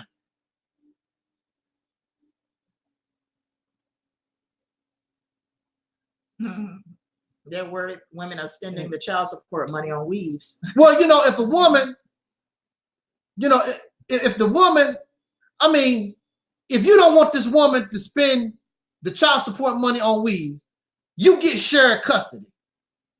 Because once you put money in somebody's hand, they gonna do, including you, you gonna do with that money what you feel you want to do. The sister with you is beautiful, and I bet she woke up like that. Oh, that's so sweet. Thank you. That's so sweet. I mean, the only thing I did was wash my face. You did. You're right. I did wake up like this. I just washed my face. That's it. And what Sister Karen says, Umar Johnson wear weave. They said that beard. Really? Yeah, they said that beard. Oh, it looked real. It looked real. I never would have known. The men weaves look real. Because it look real. Yeah, it looks real. Yeah, those men weaves look real. They don't talk about what men do. It's always about what the women. The women, she made the wrong choice in the men. Women choose the men. You know, all that old dumb garbage. I don't want to hear that. It's equal blame. Sisters is all messed up. Brothers is all messed up. But like I told you earlier, that's a part of our trauma. When people suffering abuse, they attack another abused person. That's what they do. So it's always about the black men always gonna be fighting with the women, and the children against the parents, and then the community against the elders, because the elders failed us. The elders didn't do what they're supposed to do. So it's always a blame game. We blaming each other. Oh, it looked real. I never would have known. Yeah, so wears beard and head weave. I never would have known. Yeah. Because it looks so real. It looks real. Yeah, man, we can go on the internet and look and you see, I'm like, wow. Because I was checking it out. Those men weaves is bad. Oh yeah. I'm thinking about me a man weave. How you think? You think I need a man weave? Give me a little afro and give me a beard. Good. You look good the way you are. And you can grow your own beard because you got, grow your own beard. It's gonna be great. Yeah, but don't worry about it. But you look good the way you are. Don't worry about it. She said I look good the way I am. Because he can grow his own beard. Yeah, I can grow my own beard. Be, like you said, be gray, but still, it still look nice. Well, I can get some of that. It's a light dye they have just for beard. Make it black. Yeah. But we are spending too much of our time. We're gonna get out of here. We're spending too much of our time on pure nonsense, things that don't mean nothing. Exactly. If tone talks is mush mouth, what they have to do with this peckerwood kicking our ass every day? And if you have $1 million and your people are still suffering, how does that help? Except that you can come on here and brag to those who don't have. You remember that joke Eddie Murphy had about having some ice cream? Yeah. You remember? And the children, he would get some ice cream, and the children that didn't have the ice cream, they would, they want ice cream too. And he'd brag about it. I got some ice cream, and you can't have none, and you can't have none. I got some ice cream. And see, that's what Jason Black doing to us. That's what Tariq Nasheed do. That's what a lot of folks do to you. I got some ice cream. You don't have none. You can't have none. But these are the people y'all giving thousands of dollars to do what? To talk about poor people. Poor people. Because they got some ice cream and you can't have none. That's fine for them. What about you? What about me? What about our ice cream? These are the leaders. Louis Farrakhan lives in a big shot house. We're his followers. They're not living in big shot houses like that.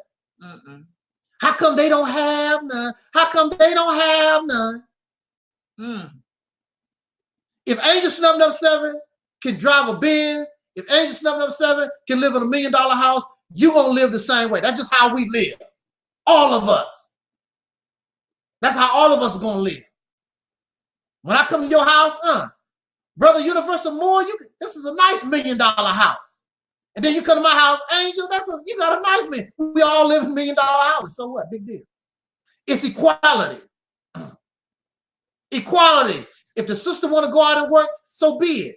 If the brother want to do it, who cares? If you want to have a traditional family where the brother goes out and do all the work and the sister stay home, it's fine. But don't deny the woman the ability to take care of herself, because you can die, or a lot of these brothers, they divorce these sisters and leave them.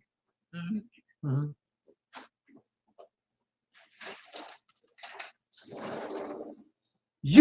I don't care. You do not put yourself in a position, because marriage is not guaranteed. Mm-hmm. Relationships are not guaranteed. I would not advise no woman to put herself in a position where she can't do for herself. If you are in a marriage, make sure you have a lot of insurance on your husband, because he could die. And you should be insured, because if something happened to you, then he can help. He can have that extra money to take care of y'all children. Mm-hmm. But see, the problem is a lot of, especially back in the day, a lot of women was dependent on these men, and they was not taking care of these men with, like Malcolm X, like Coretta Scott King. Them brothers didn't have nothing. Mm. So when they was assassinated, these sisters, they struggled. And see, I don't want to be like this, because it's bad. Mm-hmm. It's bad to say, but it's just a reality. Mm-hmm. Coretta, I mean, out of all the people that we know of, Malcolm X should have been insured, highly insured, because you gonna get paid. You know, I hate to say it like that. Malcolm X should have been highly insured. Yeah, he should have been highly insured. You gonna, cause the things that was going with him, you gonna get paid. And Dr. King, he should have been highly insured. He should have been. You know, but wasn't. And it's just the reality of it. So when Dr. King was assassinated and Malcolm, their families, I mean, the sisters wouldn't have had to struggle like they did. Yeah, exactly. And then here we are talking about how much they might have something. They had got something down. Yeah, they got something down. Yeah. But Coretta Scott King did. I'm just saying. Yeah. She got some money later on. I'm just saying. Yeah. Okay. Yeah.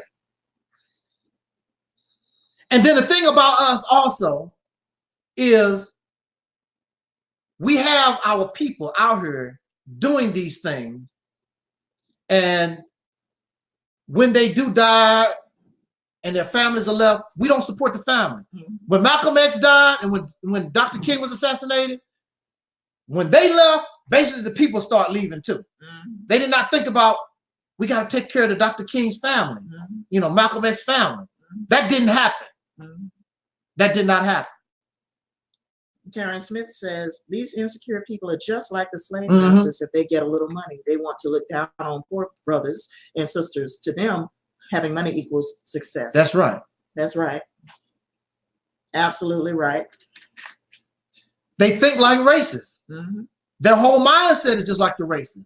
Success is material thing. Mm-hmm. And that's one of our biggest problems. What about content of character? Mm. What about integrity? Mm. What about honesty? What about those things? I feel like I'm successful. KRS Frank says, have you heard of the of the Me Too movement? Me Too movement. Have you heard of the Me Too movement? Yeah. Yes, we have. Yeah. Yeah, we know it was hijacked. Yeah. Yeah. By white people. By white women. By white women. We know that. Yeah. And then the brothers, I heard some of these old stupid brothers talk about the Me Too movement. They said that the women, the sisters, allow the white folks or whatever to come in and take over the Me Too movement. That's our movement. Mm-hmm.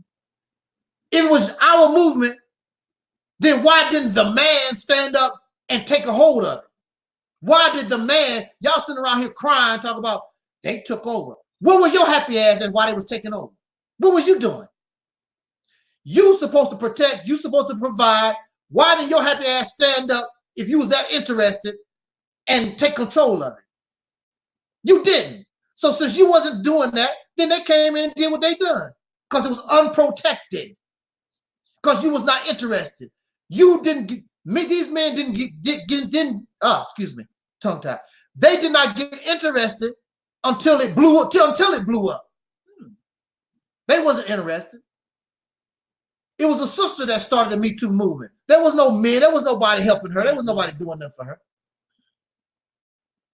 They was not interested to the white women, and everybody started coming in and bringing their influence and take. Now you need to step in and say, hey, whoa, this ours, okay? You ain't running a damn thing here. But you didn't do that. And you want to blame the women. Hell, the women was happy that the white women came in to give attention to what they was trying to do. They was happy for it. Hey, you know, now we really got it going on. But that's how it go. Taalik Nasheed came in. He basically tried to take over ADOS. You know? And what happened with that? He still, I don't know, he got foundational Black American stuff now. You know, so he took over, I guess that's how it is in business, hostile takeovers. I don't know. I wish somebody big would come in and take over this platform. Come on, take it. But I'm just so real, nobody, we so real here. I don't know. And plus, it ain't gonna even happen. It would take a powerful force to come here and take over this one here. So, but these are just some points we want to bring up for these few minutes to bring to the attention of Jason Black. Since Jason Black can dish it out, then Jason Black should be able to take it, right?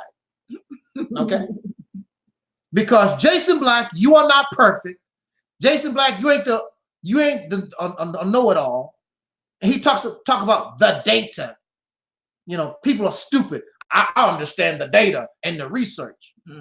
Well, how come your happy ass still living with racists in racist and white supremacy? If you got all this and you got all these subscribers, you got all this power and influence, then how come you're not changing nothing? Not even for yourself. I ain't talking about me or us as a people. You ain't changing nothing for yourself. Says, love your angel, but Taalik made ADOS popular in the mainstream. Yeah, that's true. That's true. He did. But guess what? Taalik got attention to ADOS, right. Yes. But Taalik has a bigger platform. Right. He has a big platform. So yes, he did. I talked about that earlier in the video. Yeah. But Taalik is not ADOS. Taalik says he is Foundation of Black America. Right. He doesn't claim to be ADOS. But he did back in the day when it first started, kicked off. When it kicked off, yeah. But now he doesn't claim to be ADOS. He's the Foundation of Black American. He has his own movement. Right. Now, okay. There's a conference coming up sometime here in Atlanta. Yeah, he's talking about something. Yeah. A conference. A conference here sometime in Atlanta. Foundation of Black Americans. But see, the reason why he went to Foundation of Black Americans basically also is because he couldn't rip ADOS. He couldn't get it out from under the people, the founders. They would not let him come in and take it over like that. So that's why he had to start turning over to this Foundation of Black American stuff, and he said, I heard him say it. He said it's the same thing. No, it's not. Because every time you open up your mouth, Tone Tokes and Yvette Cornell have to come behind you and clarify what ADOS stand for. It wasn't the same thing. And so now we have another splinter group, more division to continue to do the nothing that Negroes we're known to do, the nothing. What is his conference going to do in next year? It's not going to do. It's not going to prove nothing. It's not going to do nothing. He just wants to show off. He just wants to show off. See, some people, they just want to be in the spotlight. But see, the thing about being in the spotlight is if you thought that you was going to get a bullet, would you want to be in the spotlight? You think that Malcolm X and Dr. King, you think they wanted to be in the spotlight knowing that one day their life could be taken? See, y'all, these guys want to be in the spotlight because right now, because they're not a threat. They ain't doing nothing, just a bunch of talk. Malcolm X was a threat to racism. Dr. King was a threat to racism. Most folks that are a threat to racism end up with bullets, okay? The ones who are not really a threat, there's not even an attempt on their life. They keep talking about Louis Farrakhan. Farrakhan has never had an attempt on his life. These pretend attempts, they always talk about there was a plan to kill the minister. There was a plan to kill the minister. Where was the attempt? Where was the knife? Where was the bullet that he dodged? That's because he's not a threat, never have been. People who are a threat really got to watch out because there's a bullet, there's something. And nowadays, they don't even have to use a bullet. They have gases. They got other ways to knock you off. So being in the spotlight is not a good thing. See, they want to be in the spotlight because of the celebrity.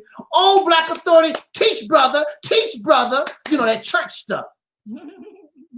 But if they actually thought that ADOS or Foundation of Black Americans, whatever, if they thought they was going to catch a bullet, watch. It'd be a whole different ball game. But that's what you're dealing with. If you really are a threat to somebody in this country, even to some of your own people, better watch out. There's a bullet. Farrakhan been around for 40 years. Ain't nobody even attempted to. He ain't never been stabbed. He ain't never dodged a bullet or nothing. Out of 40 years. But Dr. King been stabbed. Oh, yeah, Dr. King was stabbed and he eventually got shot. Malcolm X actually was talking about the men chasing him with knives and guns. He just so happened he was able to outrun them. Farrakhan don't talk about stuff like that. He never was a threat. So we need to get out of this fantasy world that we live in and understand what the reality is. And we need to understand exactly what the situation that we're in. The reason why Tariq Nasheed cannot progress and the Black Authority and you have Sinetta TV, Young Pharaoh, all these guys are not able to push and move forward because they don't even really understand the situation that we're in. You really don't. You know about racism, white supremacy, but you really don't know, like Neely Fuller says, you really don't understand how it operates. You don't really understand what it is and how it functions. The reason why I'm here talking to you is because I had to understand the situation I was in and how it functions, and then act appropriately to that. That's why you're listening to me right now. If I was not able to do that, my happy ass still be, hey, you know, or dead. Or dead, yeah, right, absolutely. So on that note, we're gonna get out of here. And I want to remind you that we plan on coming back to speak with us Saturday, December the 7th, 2019. The broadcast I call Soul Liberation Day 2020. I plan to, and I hope that our sister Noble will be here with me, and Brother Talib, Sister Rashida, and Brother Gary, and perhaps my sister Karen. She'll be with us also on speakerphone. We was talking about that earlier. Hey, Karen. And I want to thank everybody in the chat room. Sister Karen, Brother Jay, Brother Frank. Who else is in here? I don't want to miss nobody. Let me see. Look on. Roll down. Roll down. Roll up. Yeah, I was rolling up. No, down. Down. Sorry. Okay.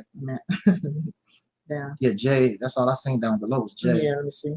The only difference between FBA and ADOS is that FBA pledges. I put on the screen.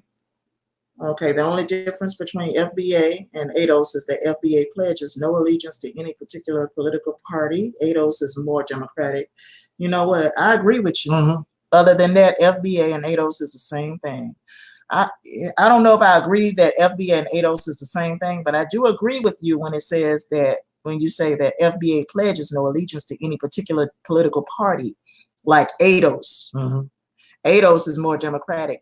You know, I disagree with ADOS about we should vote Democrat. I'm just going to be honest. I disagree with ADOS about we should vote Democrat. I don't think we should be voting for anyone at this point in time, because neither party is putting forth any agenda to benefit us as a people in this country. Neither party, neither Republican nor Democrat is putting forth any agenda specifically geared toward our economic survival. Okay, and right now we do need money. We need money to survive. We need money because we are really in an economic holocaust as of now. And you know, reparations is a must. It's a must. We must have. Whether we ever get it, I don't think we will. Mm-hmm. And that's just my honest opinion. I don't think we will. Okay. We should not be voting Democrat. Okay. And neither should we be voting Republican. Neither should we be voting for anyone as of now. Mm-hmm. Now I'm down with what Brother Universal Moore saying. He said, I like Exodus better than FAB or ADOS. Now you're talking. Mm-hmm. Now you're talking. And Karen Smith says, I agree. I would look into smaller political parties. Yeah. Anything other than Republican and Democrat and Independent. Okay. We shouldn't be voting at this point at all. We should not be voting for anyone at this point because it's just not doing us any good to vote. What have we accomplished in the past 50 years from voting, from having voting rights? What have we actually accomplished? And we haven't anything to say that, you know, well, you know, voting benefited us. We don't have anything.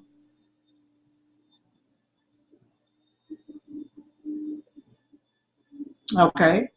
I think our vote should be for sale on a case-by-case basis and election by election basis. Whoever benefits us is who we vote for. Yeah, but I don't trust them.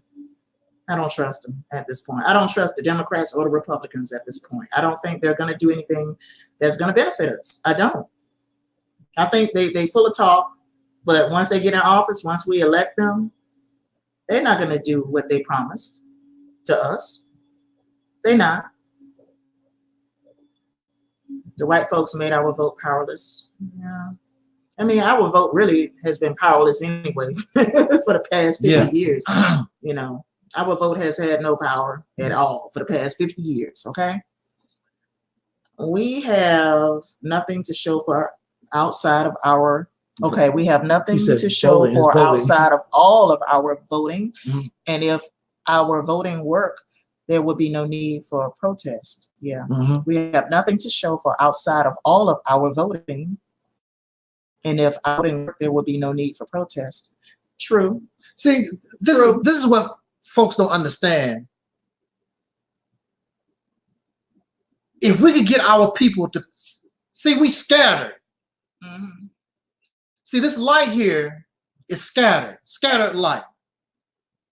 But if you can concentrate that light, it becomes a laser beam. And a laser beam. Okay. Oh, it's draining now. Good. Okay. Oh, so what happened? I mean, it was it. Must have been just hair. Hair? But she must have used it too while I was gone, because water came back through it. Hot water too. Oh, for real? Yeah. It was all on the bathroom floor. Oh my God. That's what I was doing, trying to get all that. Oh my God. Okay. Wow. Oh, Okay. and I hooked that the drain plug. Yeah. It was unhooked too. It wasn't working right. And I hooked it back up right. Oh my goodness. Hey. Oh my goodness. Ain't nobody been under there for like 2 years. No, I'm talking about when you pull up and down on the lever. Oh yeah. Yeah. It wouldn't plug up right. Okay. I hooked it back up because it had pulled out. Oh, okay. Okay. So I gotta be careful with that. That's what catches hair too, that little lever down there. Okay, okay. It's just a natural thing. Okay. All right. Thank you. All right. All right. Yeah, we got that straightened out. So with that being said, we're about to leave now. I want to say this real quick. See, this is the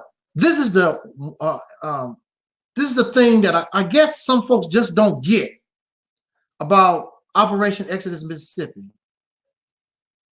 Instead of scattering, because that's what you're doing here, you're scattering your voting power. Why don't we concentrate in one specific area? One specific area, and make that your power base. Inspire the people in this one area and take control of this one geographical area. And this one geographical area becomes your power base, where everything else comes from. I don't know, did you understand where I'm coming from with this here? Because doing all these other things, you don't get any power. But if you can take control of a state, this is a power base. You control educational system of a state. You control all the laws. You can control all different policies. You can make laws. These things that y'all talking about, you don't make any laws. You don't make any policy. You don't change nothing. You still depend on the peckerwood for whatever you need done.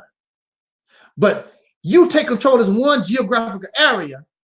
In this place, you can finally make laws and policy that benefit you and others have to obey. Because you run this. You run the National Guard. You control the public, the school system of the state, because you run every damn thing. And anybody else in the state would be the minority. So what they talk about don't really mean nothing. You will be able to control everything. They can't control nothing because you are in the majority. And that's how they do all over the country. If you are in the majority, it don't make no difference if you vote or whatever. If you are in the minority that wants certain things, it's not going to. It's not, your vote not going to mean nothing, because the majority is still going to push it out of your favor. But I say, concentrate your efforts, concentrate your resources in one area and just take that over. Because see, in these elections, especially for president, like if we took over Mississippi, Mississippi might be the state that causes a Democratic or a Republican presidential candidate to win or lose the election based on what Mississippi do. Right now, don't mean, your vote, it don't mean nothing. Don't mean anything. You have no power. When they come to Mississippi, they got to deal with you for the first time, because you run everything. Right now, you don't have that kind of thing. You constantly begging people. And a state also can act like a nation. Because all these states, they go out to different countries and try to get contracts and business for their states and things of this nature. Mm-hmm. Doing ADOS or doing FBA, you're not going to really be able to get nothing like that. And then if your state, which it should be, once you get that state successful and get it running, because you have the education, you have everything that you need in order to do this, then you concentrate on doubling your power. I want Georgia next. Mm-hmm. I want Tennessee next. Mm-hmm. And then now you can start spreading out. Mm-hmm. Because now you got a power base to work from. Mm-hmm. And you also have an example of what can be done. But these other things, you steady gonna be waiting on the white man to beg for blah, blah. Beg for reparations. Reparations and whatever. So you get your own reparations. As a group, as ADOS or as FBA, you can actually go to the federal government, and now you can make a demand as a state. Because a state got power, a state got influence. ADOS would never have it. And FBA would never have it. But a state can make demands because a state is a state. You're still part of the United States. Also, you got land, you got resources that you can work with that you never had before. Now you got things that you never had before you can work with. You was not allowed to have. And there's nothing that can stop you. There's nothing. The only thing stopping you is yourself. Mississippi, the reason why I chose Mississippi, because I think it would be a good target, because it's a poverty-stricken state. Nobody really tripping off of it. You can go in, take this state over, and if you are a god, if you're a warrior, you're so damn smart like you claim, now you can make it a successful state. You can take your businesses and you can take your talent, and we can make that state, now we can make that state rich, not for my own personal enrichment, for what is in the best interest of the state. And I'm not talking about just black folks, but everybody that's in that state, Because if you do it the way that it needs to be done, even the Caucasian people, whoever else living in that state said, hey, I'm glad them guys should have came here a long time ago. They'll be happy too. Because this is not about race thing. This is just about improving our situation. This is not about we want to kick the white folks out of Mississippi once we because they can actually help. There's a brother, matter of fact, I'm gonna say this. See, there's a brother in Red Lick, Mississippi, Brother Marvin Muhammad. He talked about he's cool with all his neighbors there. The white folks that's in the community actually helped him build his schools and things that he needed to do in his community. And some of them did it free of charge. And that's what we'll do, because it's for everybody. But the thing about it, we just want to put, of course, soul brothers and sisters in a better position. It has nothing to do with trying to hurt anybody else. And that's what they will see, that this is not about like some of these pro-black nutcases, or we just want to make a state for ourselves, kick the white people out and the Mexicans. It ain't about that. This is about just putting us in a better position. I don't give a damn if you're gay. I don't give a damn if you're straight. I don't care if you're a Democrat or a Republican or none of that garbage, dumb stuff. What is in the best interest of the people? Now, once you get to the point where you are in a position to create a nation, then we ask the people and show them better ways. You don't force nobody, nothing on nobody. You don't tell them, well, you're gonna do this. And no, you suggest things to people so they can accept it. Like if you don't want somebody, like if you don't want somebody to eat pork, don't tell, you shouldn't eat no pork. It's against God and blah, blah, all that old, trying to force somebody to do something. Just tell them and give them the information. Next thing you know, one day they said, I don't think I want to eat pork no more. Not because you forced them or because they're going to get punished by God, because they just feel, I thought about what you're talking about. I think it'd be more healthy for me and whatever. And I'm not, and that's what we need to do. Universal Moore says, I can say this, if I do an exodus with others, I do not want to be one of the people who are looking to see what they can get. I am the type where I have to bring something or contribute continually. See, you have to be unselfish in this thing here, because it's about us as a people, our future generation. What is in the best interest of us? Not me trying to get a big house and show off what I can get. That's not what it's about. It's about human existence in a better condition. Why do you still want to continue to live like this, getting up to go to work every day and slaving and all this high rent and just foolishness? Exactly. People poisoning your water and polluting the air and all this. Poisoning the food. See, you can change. You can begin to change. Oh, yeah. I mean, I gotta breathe poison air every day. Like, okay. We can begin to change things. How are you going to change anything? You don't have no power, no influence. You have no control. The people that you begging for whatever you want to, then they are the problem. You begging the people to solve your problem, and they are the problem. They don't make no sense to me. They are the problem. So how are they? And they benefit from this crap. They like things just the way they are. You begging the people that cause the problem to solve your problems. Not gonna never happen, because they benefit. Everything is cool the way they, as far as they're concerned. So I just want to give you something to think about. Nothing personal, like Jason Black said, nothing personal, sir. You critique Tone Tokes. We decided to come today and critique you. So if you can dish it out, sir, you should be able to take it. And again, whenever these people that support Jason Black or Taalik Nasheed, y'all talking all that crazy stuff, please jot down in the comment section what they have accomplished, what they've done in the last 2 years, besides making themselves rich, taking care of themselves. They have not done nothing. And you should be sick of it. You should be sick of giving your money, your time, and getting nothing. You should be sick of it, except feel good stuff. Temporary satisfaction. Like I used to do when I go to church. When I used to go to church. See, you should be sick of it. Getting nothing in return. Yeah.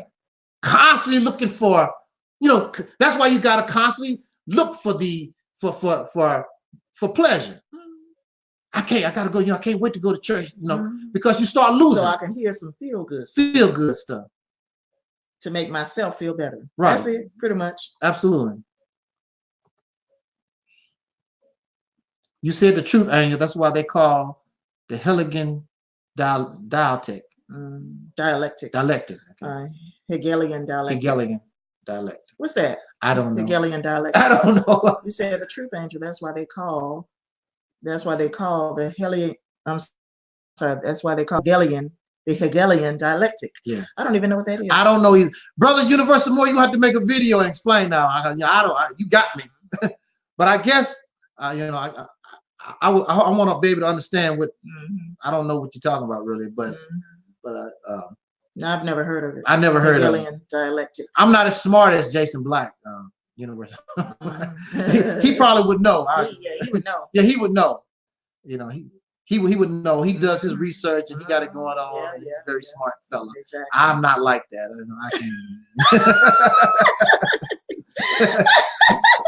I can barely speak English. So oh my goodness. With that said, I really enjoyed our talk, and maybe before Soul Liberation Day, we might be able to come back and do a little something again before Saturday. Now, we come to the end of this topic. And again, like I say, I want to thank everybody in the chat room. I want to thank YouTube. Haven't looked at my YouTube? What's happening to my YouTube? Somebody's big rigging up I-95. He's in a big rig. Yeah, he drives trucks too. Yeah. Hey, Facebook, we haven't forgot you. Haven't forgot you, Facebook. They ain't nowhere to be found, honey. Yeah, folks. Anyway. Yeah, we're good. And we don't need 1,000 followers. We no. don't need 1,500 followers. We don't need 2,000 followers like these other folks. Yeah, so they need those type of numbers because they need the money. Yeah, they're looking for money. Yeah, I'm not looking for money. They need the donations. Yeah, so to do nothing. Oh, hey, Galilean dialectic is when I create. I'll put it up on the screen. Galilean dialectic. Okay, Galilean. Hey. Oh, okay. All righty then. Thank you, Moore. And offer the solution and benefit from both. Right. Okay. Problem and offer the solution. Oh, see. Yeah. And benefit from both. Okay. Now I got it. Yeah, that's what it is. Yeah. Okay. All right. So thank you, Brother Universal Moore, to everybody in the chat room. Thank you, Facebook.